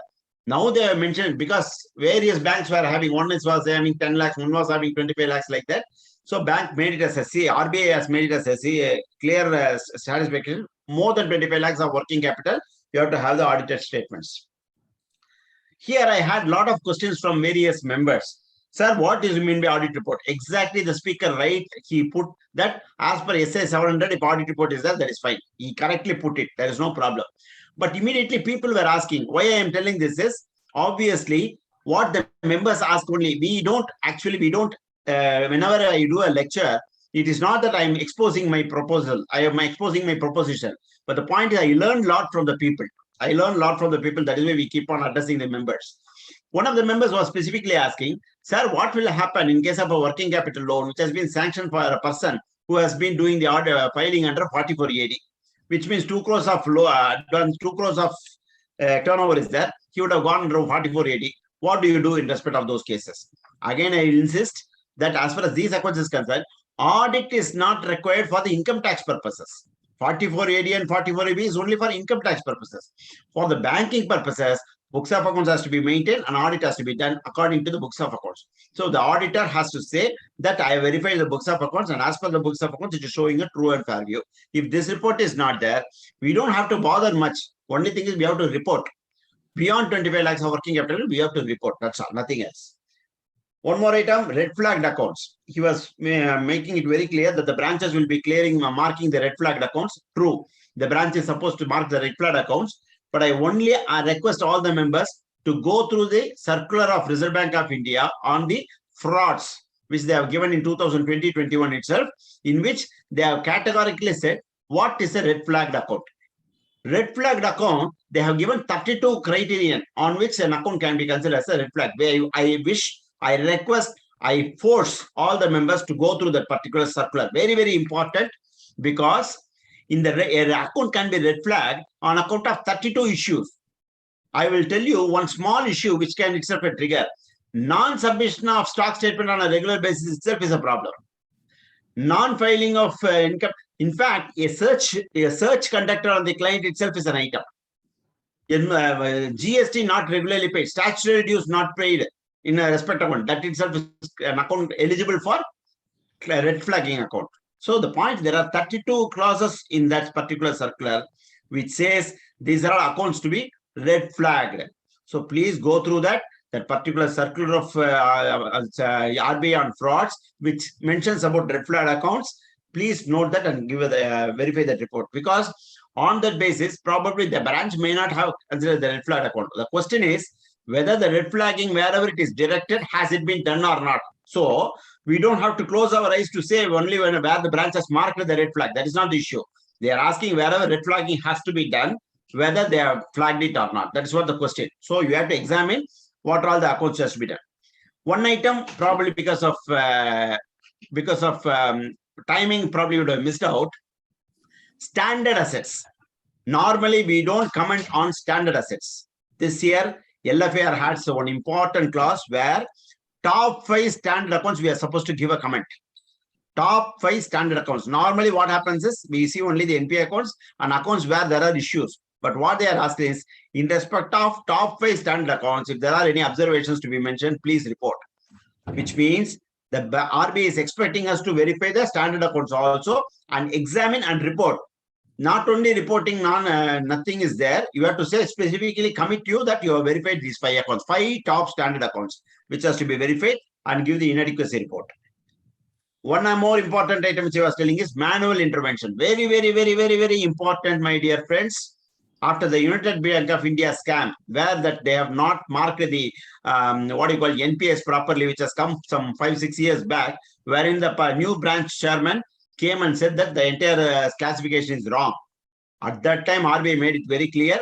Within 2 years of time, the entire bank system has to go through this NPA, through the system. Now they have committed us also to say that without manual intervention. What is it without manual intervention? It is not that CSA is supposed to report that, but the point is wherever the branches or the regional office make some corrections in respect of those, any of those terms. How an account can become a NPA can become a PA? Simple item. There are only 3 important clauses where they can go and touch. One is date of first payment of EMI, date of last payment of EMI, or the amount of EMI. 4th is moratorium. If any of these items can be gone and modified in the system in respect of each and every account, the account can become from non-performing to performing. This, once it is sanctioned, at the time of sanction, they have to do the master data. After that, they cannot do any corrections at all. Whenever they do the corrections, if you go to the exception report, which is available in the audit module, it will say manual corrections made in the system. It will have a report. From that report, you can say where that manual intervention has happened. If that is happened, you have to give a report. This is very, very important. I would like to mention that all these items are very, very critical. Last but not the least, what you are referring as an IBC. IBC process, true, it can be done by the bankers or by a creditor or by the company itself. But the question which they are asking is, wherever an IBC process has been suggested by the higher officials, if the branch has not taken up the necessary steps, we are supposed to give a report. This is something like a suit filed account in the earlier cases. Wherever a case has to be filed as a suit filed, we are supposed to give a report. If they have not done the suit filing, we have to give a report. The controlling authorities have suggested to file the suits, but the branch has not committed. Similarly, if the IBC proposal should be done, if they have not done, we are supposed to give a report. These are the few value additions I thought which is required for the members to be very, very careful, because these are all new amendments. Please, I understand, my dear friend, these are all new amendments which has happened in the long form audit report in the current year. Without going through this, if you complete the audit, we will be doing a mess of an audit. Ultimately, we will be under responsibility because they are making us commit more and more. So once they are committing more and more, we have to be careful, more and most. This is very, very important. If you are not careful by the best possibility, we will be in a real chaotic situation. I request the members to keep yourself abreast of the latest development. I have, when the introduction was done, it was mentioned that we have done a book on bank audit, which we have not amended after 2019 because there was no much of an amendments at all. But LFAR alone has gone through a lot of changes. What I will do is, along with my presentation, I will mention that LFAR corrections alone by way of a PDF file, which is around 30-35 pages. That alone I will be sending it across to the branch. I request the branch management to circulate to all the members so that it will be very effective and useful for doing what was the earlier point, what is the present point, and what are the corrections. It is very, very, in a nutshell, I have brought it as much as possible. I have done my homework. There might be one or two errors which can happen because none of us are error free. E and OE is always there. Errors and omissions accepted. Terms and conditions apply. All these things will always be there. Let us be very, very clear. We have done our level best to, me and my co-author, Mr. Ramesh, has put our efforts to prepare that. We will circulate to that. Please go through that and then do the audit. Thank you very much for giving your passion time for that particular discussion. Now I will go into this, my profession of prudential norms. Office bearers, I would like to mention that it's not an intervention of the earlier speaker's issue. I thought these are all critical issues which I would like to mention to the members. So I thought that that's all. There was no other intention. Basically, he has explained in a detailed manner. But a couple of issues because of time pressure, because obviously we have started the session very lately. So that was a pressure on him. So we could not hear him fully. Okay, thank you. So let's go into this. Basically, NPA norms. I don't want to go much into these basic norms. The reason is all these things are available for a long time. But still, I would like to do it as a refresher because we see the bank audit only in the month of April. After that, we forget about bank audit if you are not doing a concurrent audit. Generally, we forget about that. So let's go into this basically. I will be concentrating on 3 or 4 circulars, which is very, very important at the end or in between. Uniform norms of 90 days for all advances, including government guaranteed accounts, is there. 90 days norms. Once an account is becoming more than 90 days not performing, it becomes non-payment, it becomes an NPA. This is applicable in respect of government guaranteed accounts also. No exemption for government guaranteed. There are 2 exemptions as far as state government guaranteed and central government guaranteed is there. That I will tell you at that point of time. Agricultural loans, 90 days norms is not there. It is basically because on crop seasons, that is short-term duration crop and long-term duration crop. So when I say there is a term loan, I don't know whether it can open, but I have had some examples which I will circulate to you. So installments or principal remain overdue for a period of more than 90 days in respect of a term loan, it becomes an NPA. In case of interest payments in respect of term loan, an account can be classified if the interest applied at specified remain overdue for more than 90 days.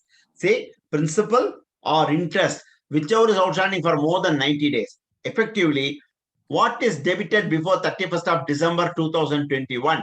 If it is not paid before 31st of March 2022, it becomes a non-performing assets. So we have to be very, very clear what is due as on 31st of December, whether it has been recovered or not. If it has been recovered, we can feel comfortable.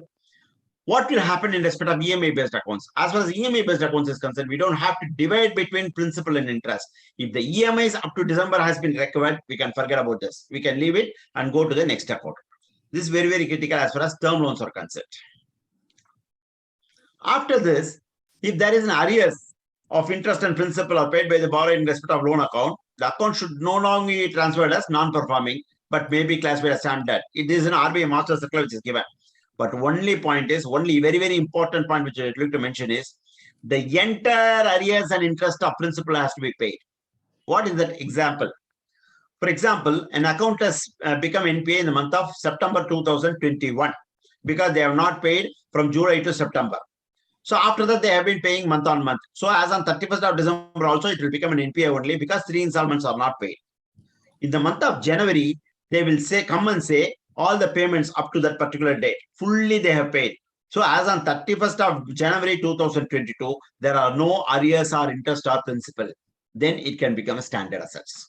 But instead of clearing the entire arrears, they clear 2 installments. So that they will say, sir, what is going to happen, sir? Only 1 month principal or 1 month interest is outstanding, sir. It can be considered as a performing asset.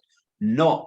An account which is classified as substandard can become standard only if the entire arrears of interest and principal is being paid. So on the date of classification, there cannot be even 1 rupee arrear. This is the RBI Master Circular paragraph 4.2.5. Why I am insisting on this particular point is, I have seen lot of chartered accountants coming and complaining, sir, the branch people are not accepting on that. There are a lot of branches who have not been able to come consider and continue my contention. So I'm making it very, very clear. This has been categorically said, and there is also clarification circular which has been given by the RBI in the current year, saying that once an account is a non-performing asset, to become a standard, the entire arrears. Moreover, this is also referred in our guidance note. If you go to the ICAI guidance note, para number I have given, upgradation is allowed only if the account reaches no overdue status. This should not be understood as overdue brought within 90 days. Normally, whenever account is within 90 days, we keep. This will be applicable only after assets is classified as non-performing asset. If the asset is always less than 90 days, it is in SMA2 category, no problem. Once it is going to an NPA category, it can be brought back only when the entire arrears is clear. I hope I am very clear. Unfortunately, we are on Zoom, so I don't understand whether you have understood or not. I may not be able to conclude on that. But let me be very, very clear. If you have any specific queries, you are free to ask this question, and you can also send these questions by mail ID. I have sent the mail ID in the last stage. Sir, Yeah. complete screen is not visible, sir. Can you reduce the length of your presentation so that we can view the complete data? Because it is beyond our. Once again, I'll just examine this. What was the reason? I think some other screen, some other window has come here in between. So reduce the zoom size, sir.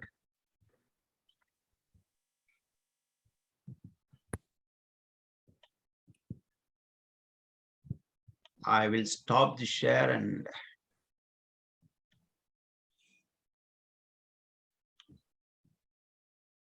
Excellent. Sorry, I don't know how long it was not there. Only recently. From the beginning itself, sir. Now we have catched that because some screen, written material is there in us, sir. It is going beyond our screens. Maybe magnifier is on. Zoom size, sir. Zoom, I think so. Yes. Zoom size should be reduced, I think so. Yeah, I will see that.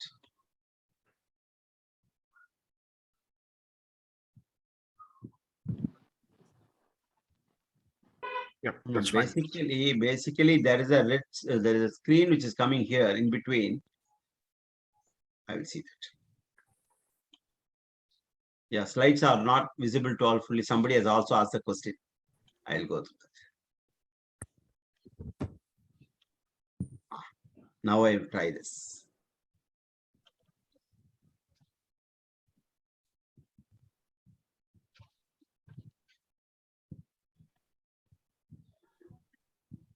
Nothing is a problem. I don't understand. Share screen. Basic. Yeah.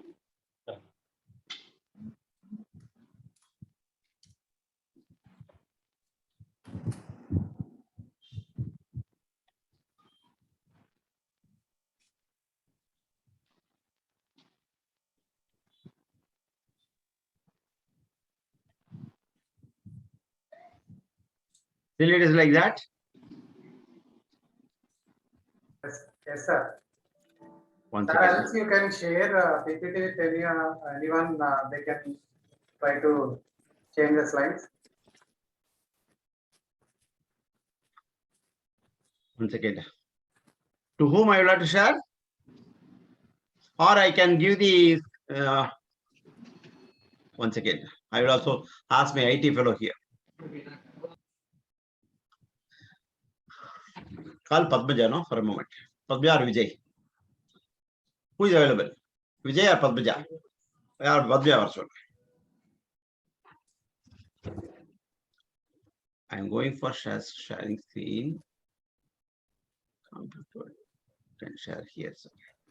Where share here means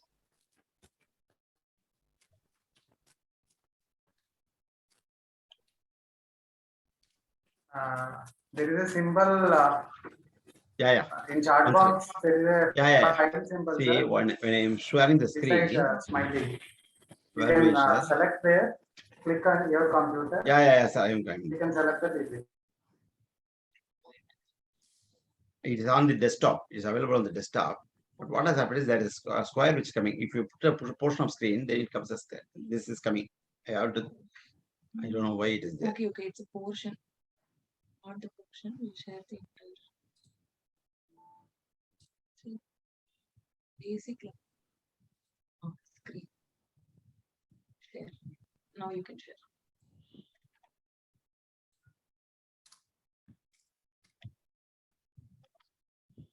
Is it clear now, sir?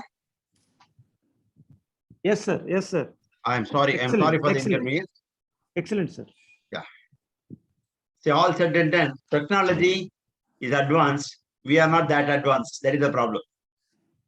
Sir, no, sir. You have coped up with the advanced. So this is basically upgradation, as I was talking about guidance note. I'm making it very, very clear. Arrears has to be fully cleared. ICAI guidance note para 11.337. Also, the page number may be changed because of the latest guidance note, but go through that, important. As far as CC account is concerned, all of us know out of order. Whenever an account becomes out of order, 3 or more than 90 days, if it is an out of order, it becomes an NPA. There is an amendment in the current year. That is why I put as the point and also put a strike on that. The balance outstanding is within the drawing power or limit, but there are no credits continuously for 90 days. This was the earlier, as on the date of balance sheet. This was there earlier, which means what was happening is, as on 31st of March 2022, people have been verifying if the balance was outstanding was within the drawing power in the last 90 days, it was allowed as an NPA. But what has happened is, now they have removed that point of as on the date of last balance sheet. What does it mean? An account can become NPA at any point of time. That is from April 21 till March 2022. Any 90 days, if the balance is in excess of the drawing power or limit, it becomes out of order. And once it is becoming out of order for more than 90 days, then it becomes an NPA. It's very, very important amendment. People will be misusing this. I would like the members to be apprised of this. So in case of working capital loan, please check up on any day if it becomes an NPA. So why it's happening, why it's important is, once it becomes an NPA, the entire thing has to be recovered fully. Then only it will become a performing asset. Otherwise, it will not happen. Same way, or the credits are inadequate to cover the interest debited during the previous 90 days period. It was said as previously the same period. Now it is not given as same period, previous 90 days period. These are two specific amendments which has happened in respect of the OCC accounts. So the underlining point is, a CC account or overdraft account can become an NPA on any day. It need not be on 31st of March 2022. And the drawing power or balance outstanding in excess of drawing power, we have to verify on the throughout the day, not on the last 3 months alone. This, I think, people have to be very, very careful, because branches will try to capitalize on this. As far as bills is concerned, all of us know, any bill remains overdue for more than 90 days, it becomes an NPA. And this 90 days means any bill which is due before 31st of December 2021, if it is not required before March 22, it becomes an NPA. You don't have to bother anything at all, whether it is bill discounted or check discounted or foreign bill discounted or negotiated bills, whatever it is. Once it is an advance and it has been given earlier and the due date falls before 31st of March 2022, if it has not come by 31st of March 2022, straight away classified as an NPA. One more important item which I would like to mention in this particular situation is events occurring after the date of balance sheet, because this question comes always from the knowledgeable audience wherever we address. Sir, in case on 31st of March 2022, money has not come, but it has come after 4th or 5th of April, can we consider? Our institute guidelines and institute, not guidance note on bank audit, I'm talking about general audit guidelines, events occurring after the date of balance sheet is there. But Reserve Bank of India is very, very categorical and clear, saying that events occurring after the date of balance sheet is of no relevance for the purpose of classification of NPA. NPA has to be classified on 31st of March only, and you don't have an option. I will share you a classic example of a particular branch. My dear friends, I always share it with examples, because always then only it is easily going and hitting on the mind of the people. In a particular branch, in fact, institute has also given in a earlier guidance note, an account cannot become a performing asset on the basis of the events occurring after the date of balance sheet, but only possibility is if the account is fully settled or closed, then you can take a step that it can be classified as a performing asset. This was the situation earlier. Now, I will share you an example. One of the previous CSA, when he was doing a branch audit, he took the same stand and said that one particular account was not considered as an NPA because it has been closed on 6th of April, where he has signed the financial statements on 10th of April. So he said it can be considered as a performing asset. RBI has sent a notice to the auditor and asked him to give an explanation. Events occurring after the date of balance sheet is not applicable in respect of NPA. How did you do this? Then the person gave a reply that our own professional brother has sent a reply saying that the account was fully closed as on 6th of April. There was no arrears, nothing, and account itself is closed. Party has gone out. So I consider that. The RBI once again said, yes, I appreciate your point that it has been taken, but please understand it is not accordance with the circular. But being the first time, we don't consider this as an offense, but in future, please take care of it. The problem is they don't have the concept of events occurring after the date of balance sheet. So why I am telling this is, most of the branches, branch management will come and say, sir, only 10,000 rupees arrears, sir. I will ask them to make the payment today, sir. During the audit, they will come and pay it. All these things are not of any use. As on 31st of March, if an account is NPA, please treat it as an NPA. You don't have an option at all. RBI is very, very clear on that. See, as far as large branches are concerned, RBI goes through the items in a detailed manner. If you have not classified, particularly during the AFI in the next year, if they find out that you have not classified an account as an NPA properly, they can issue a notice. There are lots of notices which has come, and we are also defending the people on code of ethics. Agricultural advances. This all of us know. It is on the basis of crop season. I only want you to understand there are two crop seasons. One is short-term duration crop, and this is long-term duration crop.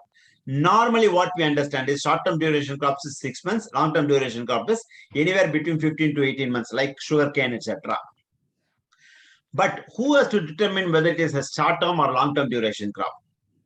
It has to be done by state-level bankers committee. There is a state-level bankers committee in respect of each and every state. Those states, and that within that state, they will identify areas. For example, in the same unified Andhra, I have seen in case of Andhra, now Andhra, in those cases, there will be 3 crops also in a year. But in Telangana side, there is not even 1 crop in many of the branches, many of the places. So the state level banking committee will identify the zone wise classification, what is to be done as a short term and what is to be a long term duration crop. Depending upon this only, account has to be classified as an NPA. So particularly, first we will have to identify whether it is a short term duration crop or long term duration crop. Once it is identified as a short term duration crop, an account will become an NPA if after 2 crop seasons. It remains overdue after 2 crop seasons. For a moment, let me understand 6 months is a crop season. For a moment, I don't have any other literature to support me, but I'm just telling you 6 months is the crop season. So what will happen is, if an account has been classified as given, a loan has been given on 1/1/2020, let us say as 1/1/2020. So due date is as on 30th of June 2020. For a moment, let us understand. If it is due on 30th of June 2020, that is harvesting has to happen in the month of June 2020. So it becomes overdue on 1st of July 2020. So it can remain overdue for 2 crop seasons. So July to December, December to June. So on 30th of June 2021 only, an account will become an NPA as against 90 days, which is normal for the other cases. I hope I am clear. If you take an example on 1/1/2020, it will become an NPA only on 30/6/2021 in case of a short-term duration crop. Let us take a case of a long-term duration crop. 1/1/2020, a loan has been given for a sugarcane. So duration of crop is 18 months. So the due date itself is on 30th of June 2021. So this account will become an NPA after another 1 crop season, which means 2021 will escape, 2022 December it will escape. Only on 1/1/2023, it will become a non-performing asset. I hope I am clear. When it is a short-term duration crop, you have to take 2 short-term duration crops. If it is long-term duration, you have to take 1 long-term duration. Overdue. That is, once it becomes due, after that, 1 more crop season will come. Sir, how do you examine that? It has to be from SLBC. Okay. So once it is SLBC, whether institute gives any guidance note? Yes, institute gives a guidance note. These are the examples which has been lifted from the Institute of Guidance Note. They are mentioned about Kharif season, Rabi season. They have given crop seasons, disbursement period, interest application, etc. They have given. I am not going to the detailed examples. Basically, this has its own weaknesses. I don't say that the guidance note is wrong, but it has its own weakness. What is the weakness? They have picked up these items on the basis of Maharashtra SLBC. They have taken all these things on the basis of Maharashtra SLBC. They have given, RBI has given a clarification to Maharashtra SLBC. On that basis, they have calculated this example. I had an opportunity to interact with a person who was part of this guidance note. He made it very clear, sir, we will not be able to pick up all the examples of all the states. So we have picked up only an example. The members are requested to go and apply an example which is suited to their particular state.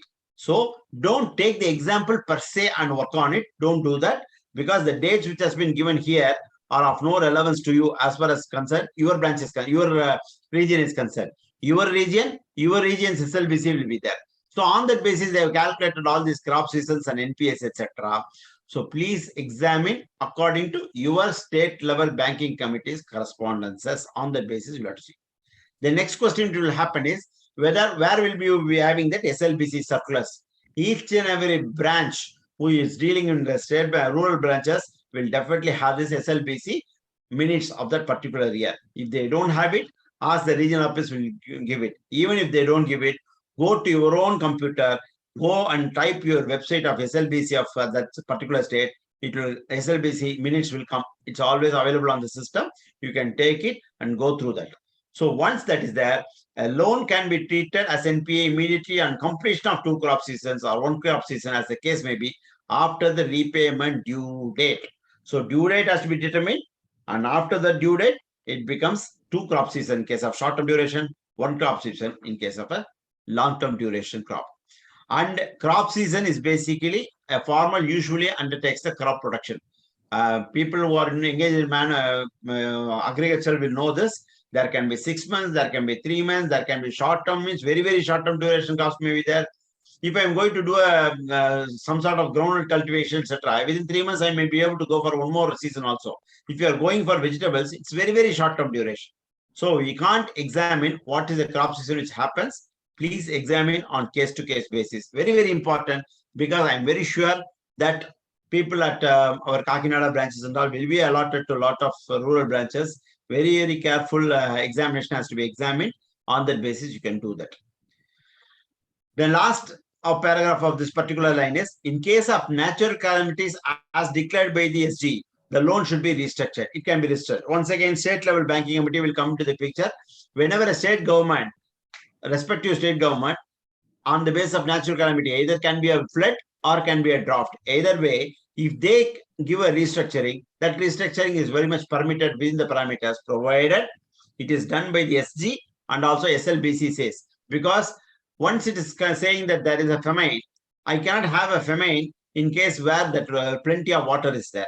At the same time, when there is when there is no space at all, I cannot have a drought also. For example, in case of a place like rich in water in Nulur, etc., if you say that it is drought, it is not acceptable. So the state level banking committee will determine what is the natural calamity which has happened, what is the limit up to which it can be given. The service area approach will be there as far as these areas are concerned. In those service areas, it will be considered for restructuring. Whenever it is restructured, it will become a standard asset. This is once again an example given by the institute in this guidance note. You can go through the guidance note. It is available for all these things. Once again, don't take the dates per se. Don't take the dates as per se, because the dates you have to apply, that is, take these dates out and put the dates which you are having in your system on that when your branch where you are going there, that you put it and do it. Because this is an example which has been given for a specific particular state. So wherever natural calamities impair, definitely all these things can be done. A fresh loan can be given, because always the members come and ask, sir, in case of NPAs, you are not supposed to give a fresh loan at all, sir. Yes, normally yes. But whenever natural calamities impair, go to the master direction of natural calamities given in 2018, which still continues to be there, and it is updated on a periodical basis. In this, what happens is, whenever a natural calamity happens, once the state level banking committee decides that fresh loans can be given for them also, subject to guidelines given in the respective circular. So what does it mean? When an account is becoming an NPA, you can say that you don't have to bother about whether it is restructured or not, provided that the SG, state government undertaking, state government has given this information and SLBC approves it. In those cases, it can continue to be standard assets. The next important item is, we have talked about 90 days in case of general assets, agricultural crop seasons, bills 90 days, all these things we have mentioned. But there are also other items which are called as technical NPAs, particularly in respect of working capital advances. So in case of working capital advances, not only the out of order concept has to happen, we also have to see, sir, is there any question? I heard a voice, no, I can proceed. No, sir. No. Please No, continue. sir. Okay. Continue, sir. So the other item as far as CC account is concerned, these are called as technical NPA. So in case of CC accounts, apart from 90 days of out of order issue, once that is over, it is not coming within 90 days. It becomes a standard asset. You cannot leave it like that. In case of term loan, no problem. If the principal outstanding or interest outstanding for 90 days is not required, it becomes a performing or non-performing. In case of CC account, there are 3 additional items which has to be examined. What is that? Number 1, stock statement should not be more than 3 months old. Why this 3 months old matter is that once an item is 3 months old, then the drawing power cannot be there. Once the drawing power is not there, it becomes excess of a balance outstanding in excess of drawing power for more than 3 months. Once it is drawing power is more than 3 months, it becomes an order. Once it is out of order for more than 3 months, if it is like that, it becomes a non-performing asset. Which means a stock statement as on 30th of September 2021, if the branch has, it is sufficient because that will determine the drawing power for the month of October. So October is okay. November, December, January. These 3 months, it will become out of order. Then it becomes an NPA. That it will become an NPA in the month of April only. So for technically, if the stock statements are available up to 30th of September 2021, you can be reasonably rest assured that account will become a performing asset only. But one catch is there. What is the catch? Just now, the other gentleman was speaking hell a lot about this inventory verification or physical verification of securities and drawing power.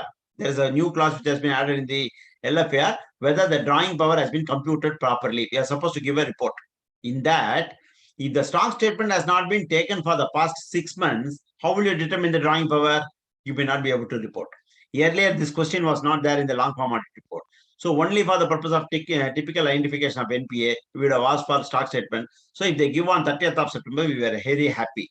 Now, 30th September available, we are happy that it will not become a non-performing asset. But for the purpose of long form audit report, if the statement is not given on February 2022 itself, it has to be commented upon because the drawing power is not properly calculated. So for that purpose, it is better the branches to give the stock statements as recently as possible.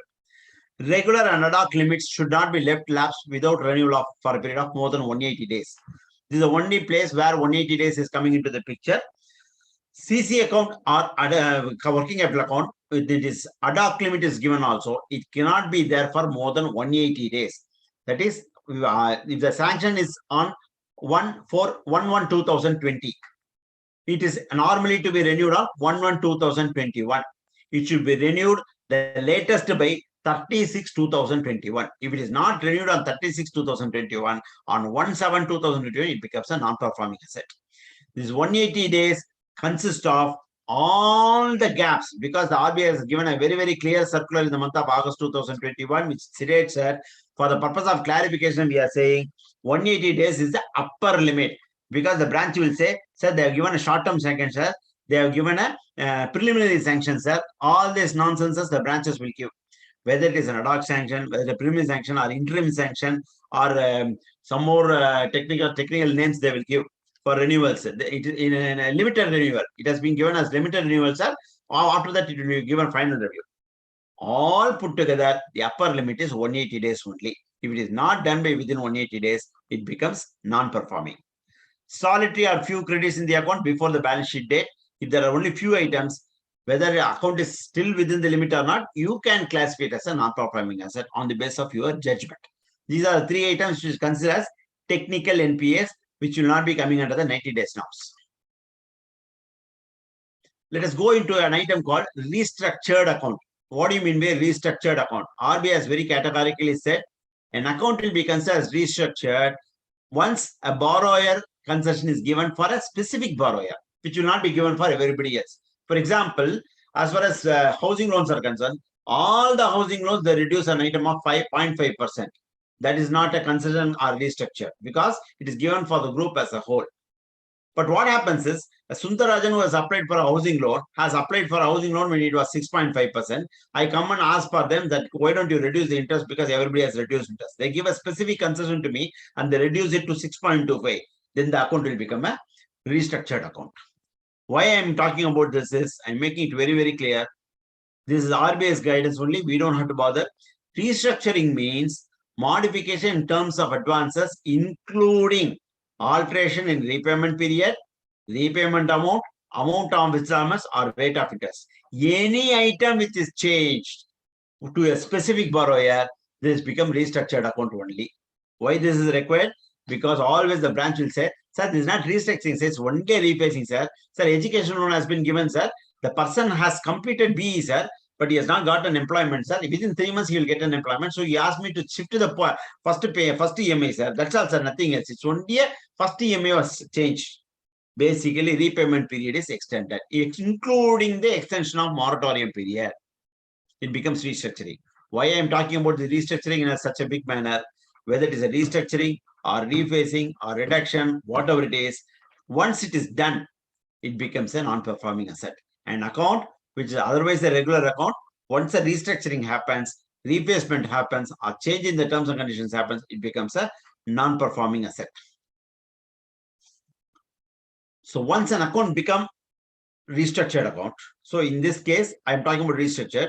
Once the restructure happens, and there is a specified period which has to happen. What do you mean by specified period? This is for the purpose of, there are certain exceptions which are available in respect of restructured accounts also can be considered as a performing asset. Standard assets can be retained as standard assets. That will come as a separate example. But in those cases, once there is a restructuring which happens, it has to satisfy for the period of 1 year from the commencement of the first payment of interest or first payment of principal, whichever is later. For example, an account is taken as a restructured account on 1/4/2020. 1/4/2020, they have restructured, saying that the first EMI, first principal will be due on 31st of December 2020. Interest will start on 30th of June 2020 onwards. What will happen is the 1 year of performance, it does not start from 30th of June 2020. It starts from 31st of December 2020. So from 31st of December 2020, whichever is later, 1 year it has to perform properly, which means up to 31/12/2021, it has to perform properly. Only if that is performing properly, I can upgrade. Until then, I cannot upgrade. So satisfied performance for the specified period. I am explaining the specified period. Specified period is 1 year from the date of first payment of interest or principal, whichever is later. All B charter ones know about whichever is earlier, whichever is later and all. So let us be very, very clear. First payment of interest or principal, whichever is later on the credit facility with the longest moratorium period, because I have 3 loans which has been restructured. One of the loan is 1 year. Another loan, we have 2 years of moratorium period, which means after the 2 years moratorium period, after that 1 year, only if it is satisfactory performance, it can become a standard asset. What do you mean by satisfactory performance? Satisfactory performance means during the specified period, adherence to the specified conditions during that period. For this 1 year, all the 12 installments has to be paid. If it is paid, it is satisfactory performance. Even 1 installment is due, then the account has to perform for another 1 year from that day. This is very, very clearly told in Reserve Bank of India's guidelines. Please understand, whenever an account is restructured, account has to be downgraded. Once it is downgraded, it can be upgraded only after satisfactory performance for the specified period. This is what is called a satisfactory performance. In case of aggregate check sheet, I have given examples. I'm not going into that in detail because another half an hour is there for me to cover the other slides also. Let us go into the benefits of MSME sector specific guidelines, which is given on 11th February 2020 and 6th August 2020, where there was a one-time exercise for classifying MSME accounts as standard. Why I am taking this particular example is the restructuring has to happen before 31st of March 2020 or March 2021. There were 2 circulars. The concessions given at that point of time is not applicable for accounts restructured during 2021-22. I'm making it very, very clear. This is not applicable in respect of any grants and concessions done in 21-22. So my point is, these two circulars is dream. It's all past. It cannot be utilized now. If somebody says that according to the circular, this MSME sector is being reclassified, don't consider agree for this at all, because these two circulars are of no relevance to us for the purpose of audit of March 2022. That is why the slide I have brought in only for understanding, for you to understand that these circulars are not no more applicable to us. If the restructuring happens by using this circular, it will become a substandard asset only. COVID regulatory package. The same way, COVID regulatory package has been given in the month of 2020 March. Then once again, they gave it on April for resolution plan, etc. They have been given. All these 4 circulars are there. All these concessions are one-time measure and has been given for a specific period. And if it is not during the 2021-22, it will become downgrade if this is not properly followed. There's a prudential framework which has been given for stressed assets, which I am not going to talk about this. The reason is I am going to talk about this asset only for a particular understanding of SMA 012, because whenever a prudential in this circular, they have mentioned about how a resolution of stress assets will happen. Many of us will not be going into large branches which is where stress assets are there, so I am not required to go into this in a detailed manner. But my point is, as per this circular, they have classified what is an SMA 0, SMA 1, SMA 2. This is very, very important. Why? What happens is, in case of LFAR also, they have brought in one more line. Earlier, it was saying that whether the classification has been done according to the performing and non-performing norms of Reserve Bank of India. Now, what they have said is whether the branch has classified the accounts according to SMA 0, SMA 1, and SMA 2. They have made it very specific. Let us understand what is SMA 0, 1, and 2. Up to 30 days of outstanding, it becomes SMA 0. Now, what has happened is they have made it for more clarification in this circular.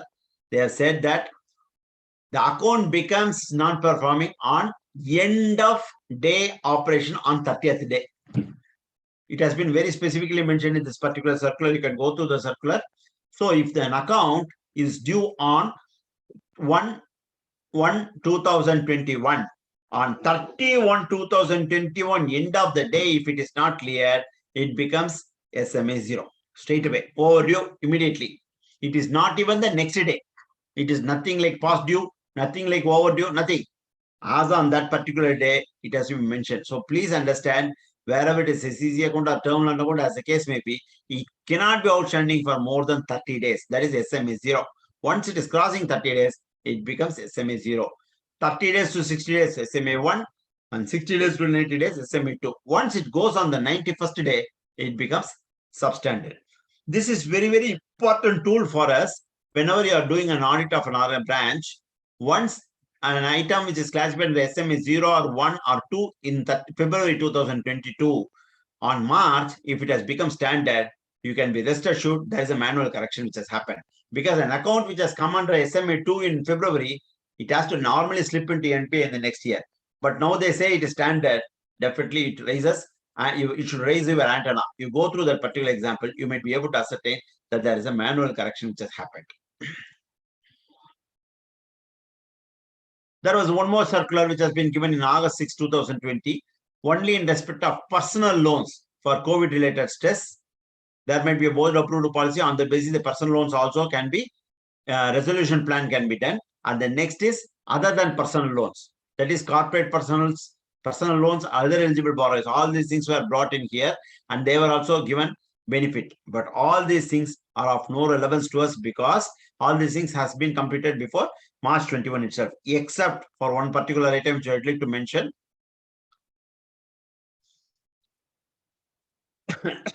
Whenever a resolution plan is implemented after April 2021 or before 30th June 2021 should be critically examined. The reason is, according to that only, the date will get extended. The resolution plan will get extended only on that basis. After this, you will have to be very, very clear.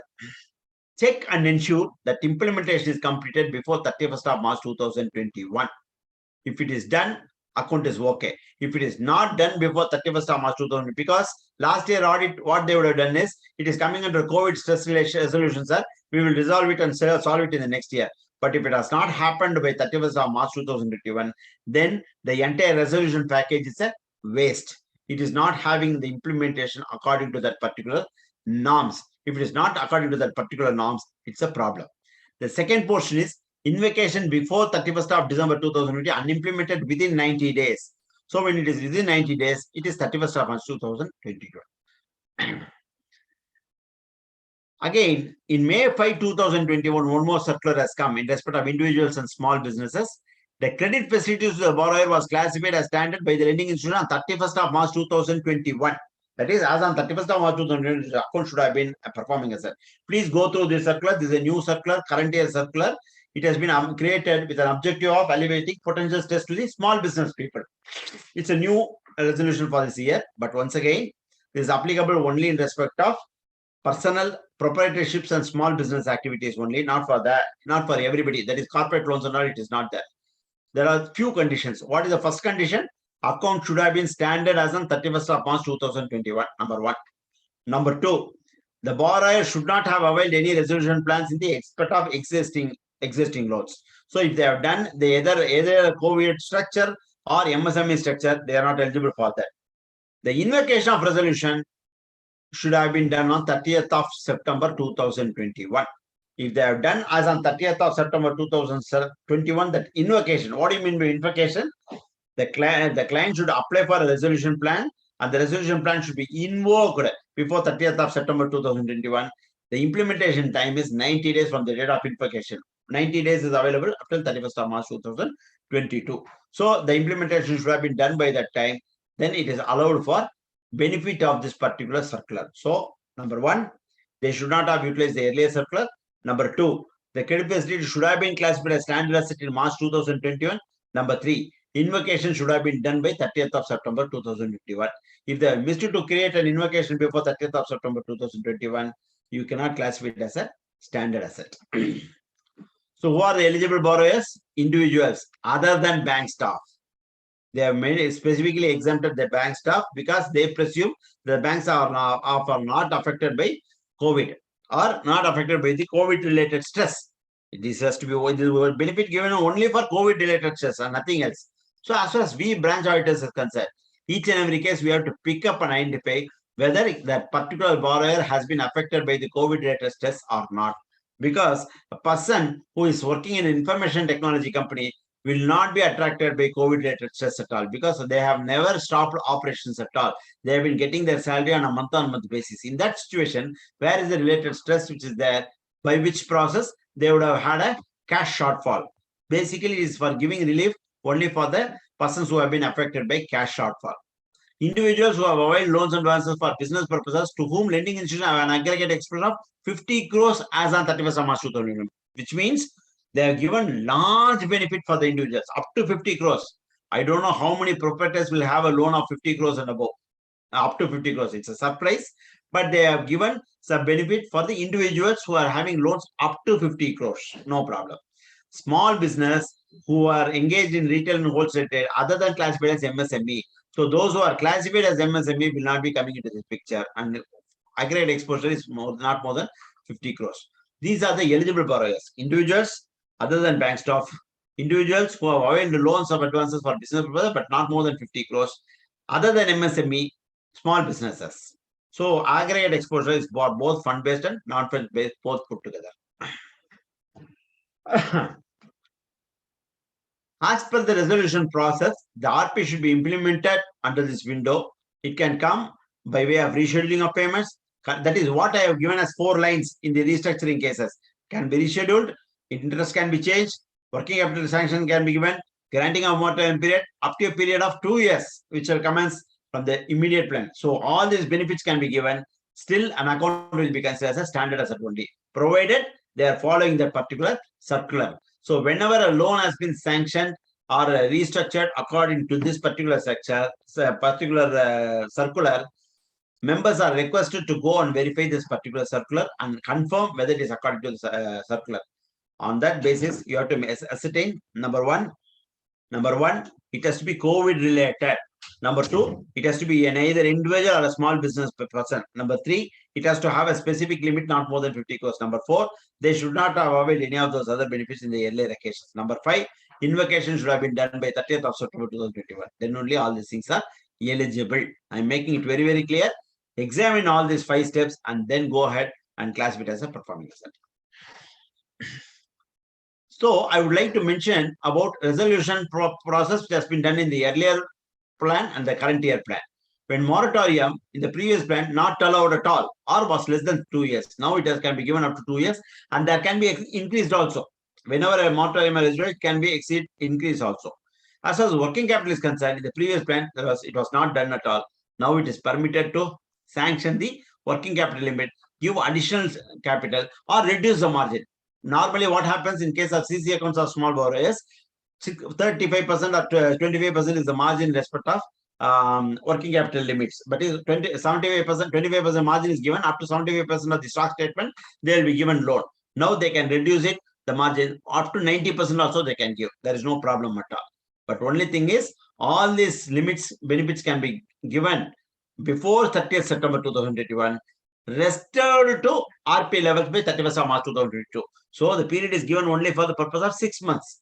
So, for example, if the drawing power is given as 90% by September 2021, that 90% should restore it back to 75% by 30th of March 2022. If it is not done, obviously the drawing power is not there, the account will become NPA.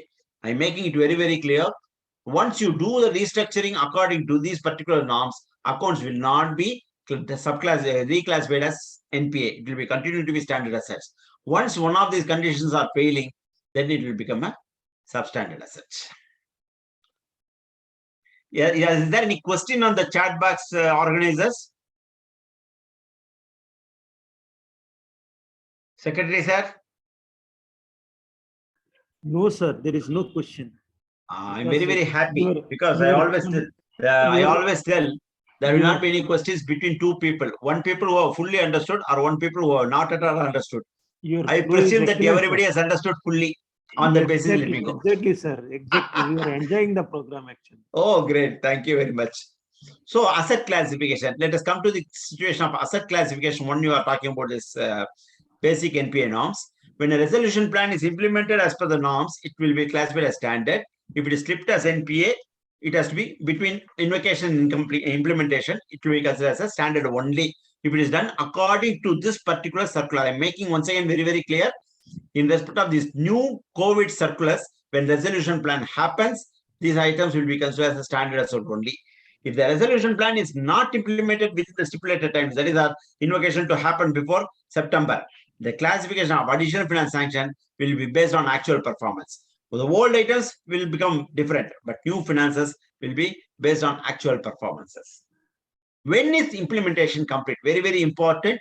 When is implementation complete? When all the related documents, including execution of necessary agreements between the lenders and borrowers, new security charge to be created, securities to be perfected. For example, they are saying that one more asset has to be given, or this asset which was not earlier mortgaged, now it has to be mortgaged. There should be a new agreement which has to be signed between the borrower and the lender. All these things, once it is completed by all the lenders. What do you mean by all the lenders? Probably if there are 3-4 multiple banks and there is a resolution plan happens for all the banks put together, it has to be completed by all the lenders, then only implementation will be completed. It is not sufficient for the bank which you are doing the audit alone has completed all these things. It should be completed by all the banks. New capital structure or changes in terms and conditions get duly reflected in the books in all the lenders and the borrower. What does it mean? Borrower would have been asked by part of resolution plan, you should increase your capital to the extent of 25 crores or 25 lakhs or 30 lakhs, whatever it is. And that has to be reflected in all the particular branches, all the banks. If it is Indian Bank, I am doing the audit, State Bank of India, our chairman is doing, and Canada Bank is doing, all the 3 banks have given a loan to one particular person.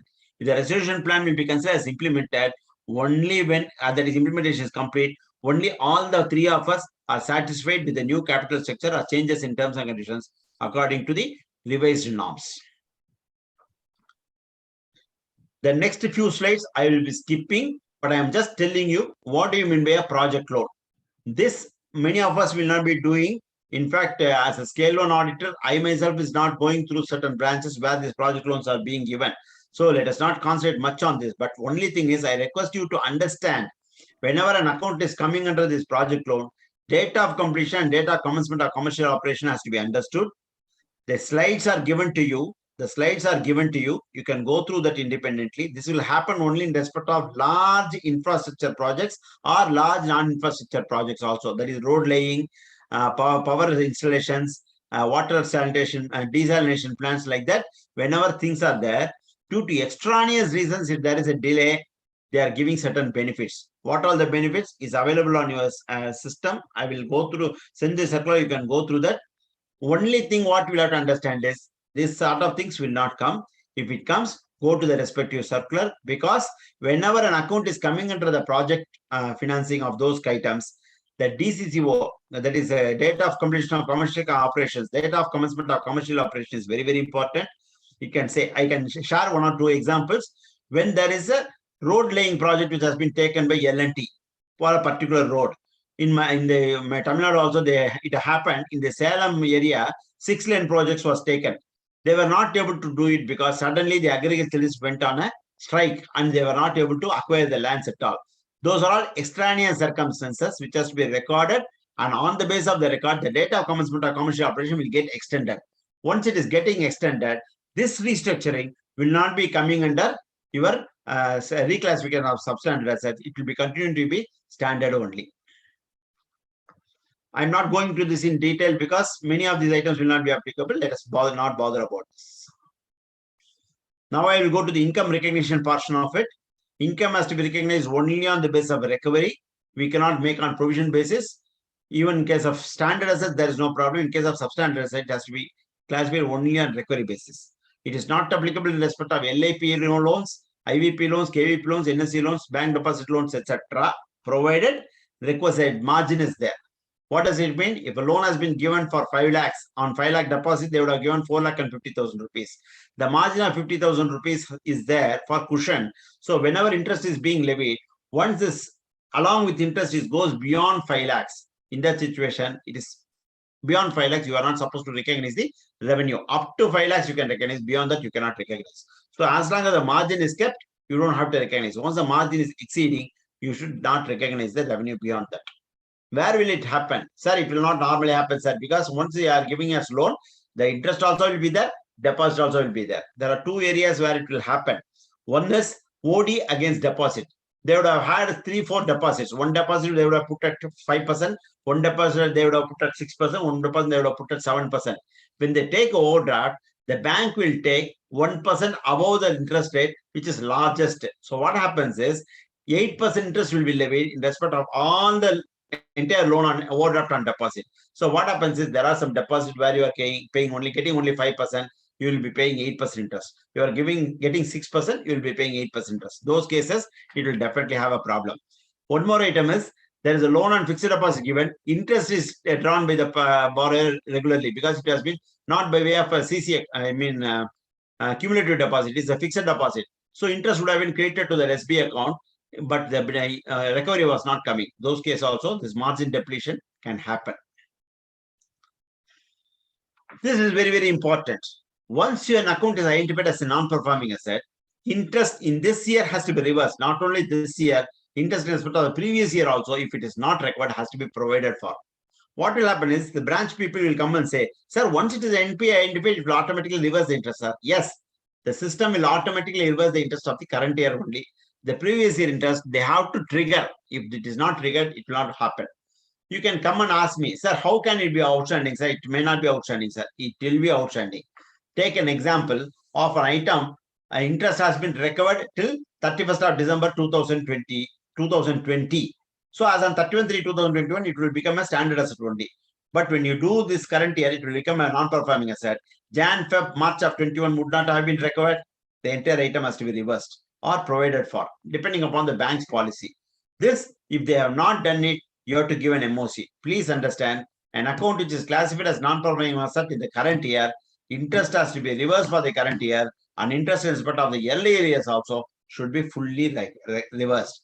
There are only two exceptions. One is whenever a moratorium has been given in respect of those accounts in the earlier situation, Up to the moratorium, interest is considered and converted as principal. In those cases, after that, it becomes a non-performing asset. Only the interest has to be recovered. But if it has become NPA before that itself, the moratorium period interest also should be reversed. Otherwise, it is not possible. This will apply to government guaranteed accounts also. Don't presume that the government guaranteed account, they keep on providing income. No. Once an account is an NPA, interest has to be reversed, even in respect of government guaranteed accounts. All of us know what is substandard, doubtful loss, etc. Once an item is coming under SMA 0, SMA 1, SMA 2, all are standard assets. Once it slips beyond SMA 2, it becomes substandard. That is the first year of NPA. And once an NPA is more than 12 months old, it becomes doubtful assets. After doubtful assets, it is doubtful 1, doubtful 2, doubtful 3. It is only for a period of computation. And beyond that, it becomes doubtful 3 and above only. It will not be becoming loss asset just like that. Loss asset is a different category altogether. But there is an exception for that. Once an account is identified as an NPA, this why I am telling this is, please understand that the branch will say, sir, this year only you are identified as an NPA. No, data of NPA is important. Once you identify an item which is considered as a non-performing asset now, but the data of NPA falls as on 1/1/2021 itself. Maybe it would have been a mistake. It has not been classified as a non-performing asset in the last year, or by some other technical reason, it would have become a performing asset at that time itself. In that situation, if you consider an asset in the current year as NPA also, if the data of NPA falls before 31st of March 2021, it will straight away go to doubtful asset. The danger is once it goes to the doubtful asset, you have to determine whether there is a security available or not. If security is available, there is a greater provision. If security is not available, 100% provision has to happen in case of a doubtful asset. Other than that, there is also a technical point, erosion in value of securities. If erosion in value of security is more than 50%, straight away it is a doubtful asset only. It need not go to the substandard, doubtful, etc. Let us be very, very clear. At the time of sanction, this will happen in case of all the self-help group loans, consumer durable loans, etc. There is no security available at all, even though they say that there is a mortgage letter which is available. Where is the asset? Asset will not be there. So in that situation, these accounts will become straight away doubtful asset because there is no security at all. Once an item is classified as substandard, straight away it goes because there is erosion of security beyond 50%. The same way, if the erosion of security is going beyond 90%, it will become loss asset. Loss asset is one asset where it is identified by the bank or internal or external or RBI inspection. So you are bound to see what is the RBI inspection happens. One more item in the long form audit report I would like to bring it here is in the earlier cases, they have said, have you examined the reports of the earlier inspection which has been done by the respective branch? If there are any adverse features continue to be reported, have you reported? That's what the earlier question. Now, this year, they have said whether the branch has been covered by various other audits. What are all the audits which have been covered? They are asking us. So you are bound to say RBI audit, income tax expenditure audit, information technology audit, zonal audit, inspector audit, etc. A, B, C. That you have to mention. Once that is there, please go through the RBI audit report. If they have identified an account as a non-performing asset, you don't have any other authority to classify it as a loss asset or a non-performing asset. Because once you say so, you will be under a cloud to ask, justify. It's not that you should not do at all. RBI may have made a mistake or subsequently they would have recovered or whatever it is. Please examine and create record and find out the keep a document to say why you are classifying it as a performing asset. The other item is once the security value is beyond 90%, for example, the loan is given for 10 lakhs on a security of stock of 10 lakhs. They have given a loan. The party has closed the business. So there is no stock at all. All the stake has gone. Only 50,000 worth of stock is there. In that situation, straight away it's a loss asset. There is no requirement to classify it as a substandard, doubtful, doubtful 1, doubtful 2, doubtful 3, etc. Not required. Straight away you can shift it to loss asset. Am I clear? So 12 months, substandard assets. Beyond 12 months, doubtful assets. Even below 12 months also, if the security value is more than 50% eroded, doubtful assets. If it is eroded more than 80 days, straight away loss assets. Asset classification has to be borrower wise and not facility wise. All of us know this.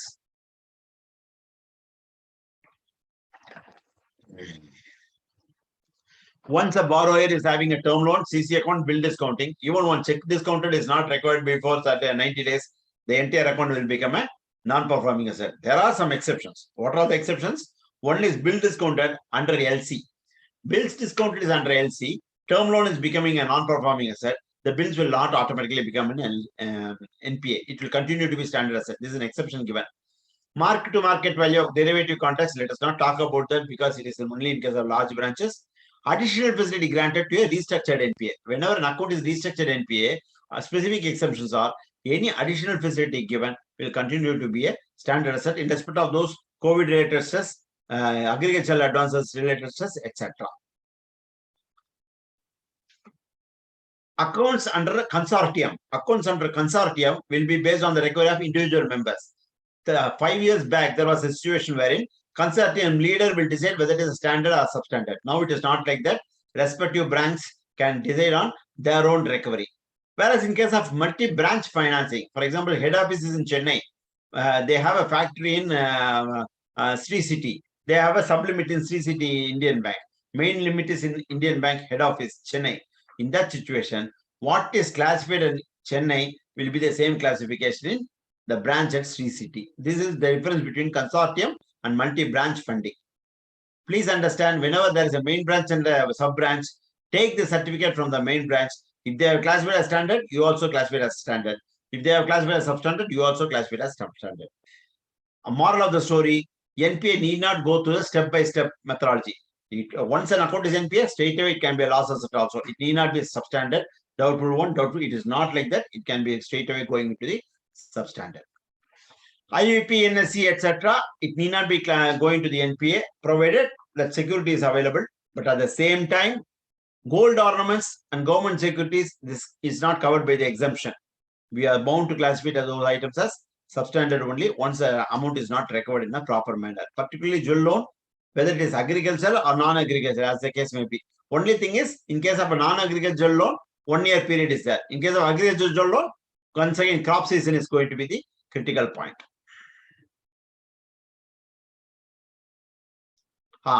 This is very, very important. Whenever a government guaranteed account is there, how do you treat? Yes, it will also come under the same category only, but there is a small difference between central government and state government. When the state government guaranteed account, once guarantee is invoked, it becomes an NPA. For example, I have borrowed money from State Bank of Hyderabad or Indian Bank, and the state government has given me a guarantee to the bank. In case Sundarrajana defaults, I will pay. I have not paid. So Indian Bank invokes the guarantee to the state government. Once it invokes to the state government itself, it becomes an NPA. Whereas same loan has been guaranteed by central government. In that situation, they invoke to central government. Central government should come and say that I will not be paying. That is what is called as repudiation. Until then, the account will continue to be a not performing asset only. So, difference between state government guaranteed and central government guaranteed accounts we have to examine. One critical component is, how do you know whether the guarantee is repudiated or not?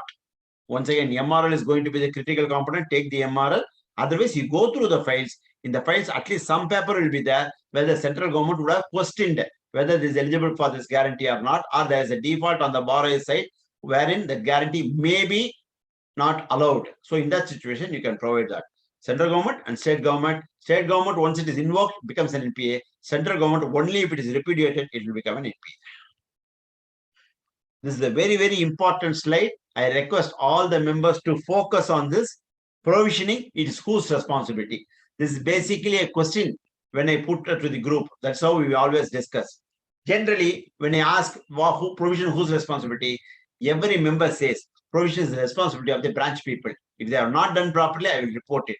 Please understand that is not the correct answer. RBI has made it very, very clear. The primary responsibility for adequate provision for any diminution in value of loan asset, investments or other assets is that of bank managements and the statutory auditors. This is what is mentioned in the RBI circular. It is not my circular or institute's guidance note. RBI circular says primary responsibility for making adequate provision is of the bank management and the statutory auditors, which means as statutory branch auditors are also statutory auditor only. Primary responsibility is with us. So please understand, don't presume that the responsibility is somebody else. We are only doing the verification. No. As far as diminution in value of assets is concerned, we are supposed to examine whether any provision is required to be made. Very, very important slide. I wish all the members appreciate this in full. Please go through that. It's a primary responsibility of you because Reserve Bank of India can definitely question you. The assessment made by the inspecting officer RBI is furnished to the bank to assist the management of the statutories. This is what I say. RBI during the AFA, they give the provisioning to be done. These are the provisions. You have to consider that and then only do the audit. Otherwise, you are not supposed to do the audit.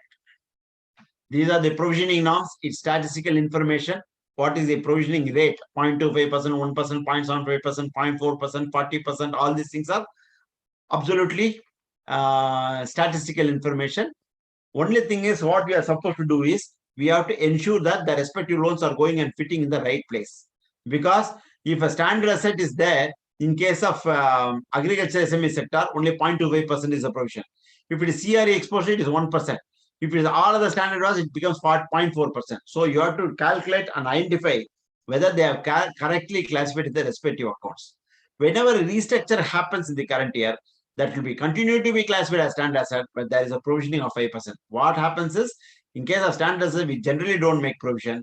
In case of accounts restructured during the year, if it is classified as standard, I have to make a provision of 5%. If it is classified already as substandard, no problem, because 15% provision will take care of it.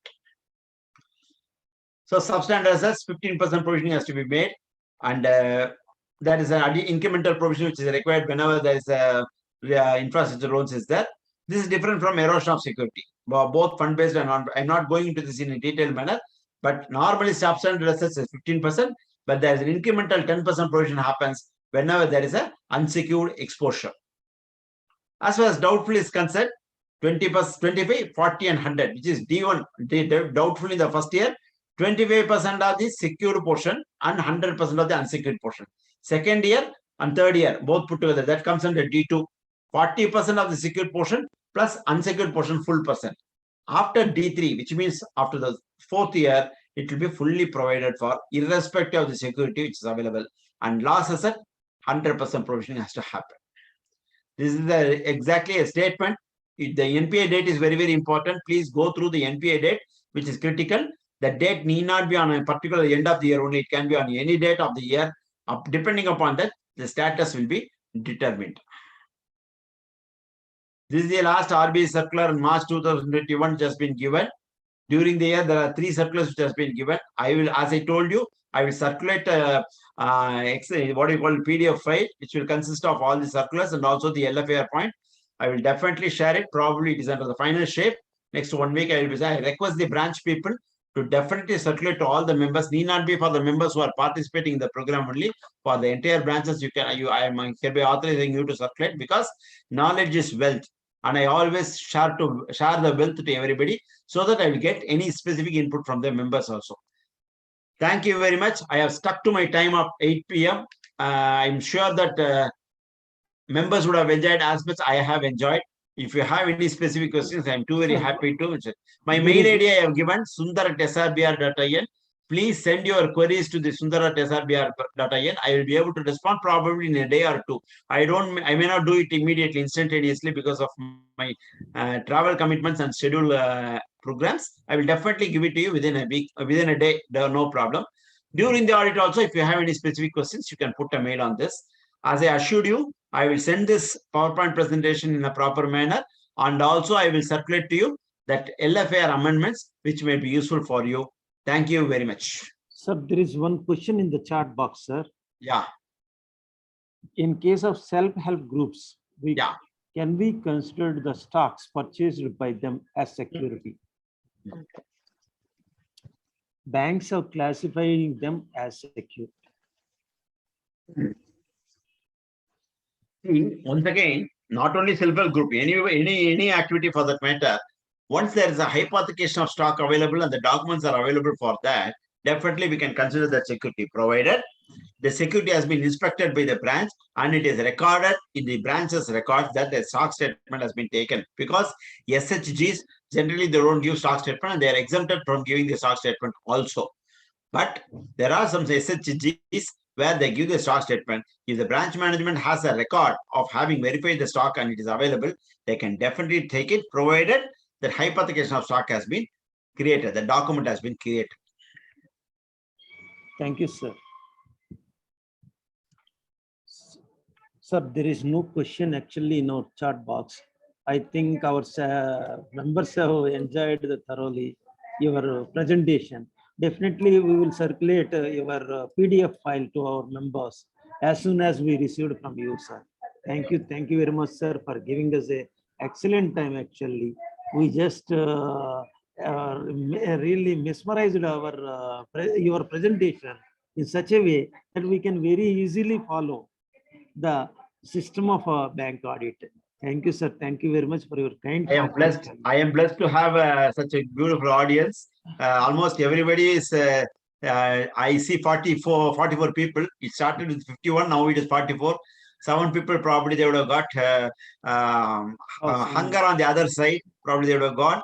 I would like to have the entire people in that group once again. Thank you very much for the opportunity. My special thanks to Naresh Chandragilli, probably would have given the reference of my name to your branch. I'm very happy. Thank you very much for the patient listening, and I will definitely share this information. Thank you very much. Definitely, I will take you one more chance also, sir, either virtually or physically, to our students for IS standards, AS standards, accounting standards. Okay, accounting standards we can utilize. I suggest one more topic which is very, very critical. Yes, sir. Even though you may not have much of a corporates, there are corporates available. CAR 2020 is very, very important. Exactly, sir. Exactly. I am also very much interested for. I will definitely come for a physical meeting because it has to be appraised to the members because it is very, very tough actually. Definitely, sir. Definitely. So I am very much open to this. I will definitely come for the on the same day, probably morning and evening you can have for the students, so that because it's generally travel time is difficult from here to Kakinada because of the travel things, so that you can have on the same day, probably you can have one session for the members and one session for the students. On students on auditing centers, and for members we can have it on Karo. Because very important topic. I request all the members to go through that in a proper manner so that it will be useful for us. That's important. Sir, time is yours, sir. Whenever you are free, please tell us. Definitely we will arrange one. Okay, forget about April because it will be busy for bank audit as well as other small banks also. Yes. May we can definitely look at it. You can think about that and come back. Thank you, sir. Thank you very much, sir. Once again, sir. Thank you very much, sir. Once again. Now I request Radhakrishna, please come. I think you can apprise for. Hello, Radhakrishna. Hello, sir. Thank you, sir. Thank you. Please apprise on the Saturday's program also to our members, and then we can give the vote of thanks to our resource persons. Okay, please. Saturday's program, please applies to our members first. Good evening, all of you. Today on Saturday we want to start. Put one seminar on Women's Day celebration, sir. International Women's Day celebrations on 19/3/2022. The chief guest is. There is no chief guest, sir. Felicitation to M. Lalita Kumari Garu, SRMD, and another person is Anuradha, PBVSL partner. Both will be felicitated. Next seminar also is there in Saturday, sir. Seminar 5:30 to 7:30. It's by resource person Ganta Sachinand Garu, Professor of Law, Damodara Sanjaya National Law University, Sabavaram, Visakhapatnam, sir. This is the thing we want to share with you on 19th program. Next thing is vote of thanks, sir. Shall I continue, sir? Yes. Before vote of thanks, I would like to thank Janakinadh for permitting me to share some of my few thoughts. Probably I overstepped on my area. Janakinadh, sir, I think the other speaker is available on the Zoom. Sir, Yes. I'm available, but I cannot. My camera is not working, sir. Doesn't matter, sir. I overstepped on my area to just apprise the people on specific certain segments. Which sir, absolutely no problem, sir. You are most welcome. Yeah. Sir, you did a good job, sir. Thank you so much. Thank you very much, sir. Thank you. Sir, it's my pleasure to present a vote of thanks on behalf of the management committee of Kakinada branch of SIRC. First of all, today's chief guest, Prasanna Kumar Garu, for accepting our invitation, attending this occasion. Next, Naresh Chandragilli Garu, for accepting and attending the function. Next, our resource persons, Sundarrajana Garu, and Venkat Janakinadh garu for accepting and giving a beautiful lectures on this subject. Thank you one and all, sir. And last but not least, for all participants who are there in the meeting, and our gratitude to in charge Jairam garu and the team members of our branch for their performance on this occasion, sir. Thank you one and all, sir. Thank you. Thank you very much, sir. Thank you very much, sir. We'll meet once again, sir. Thank you. Thank you, sir. Good night to everybody, sir. Good night. Thank you. Bye, sir. Thank you, sir.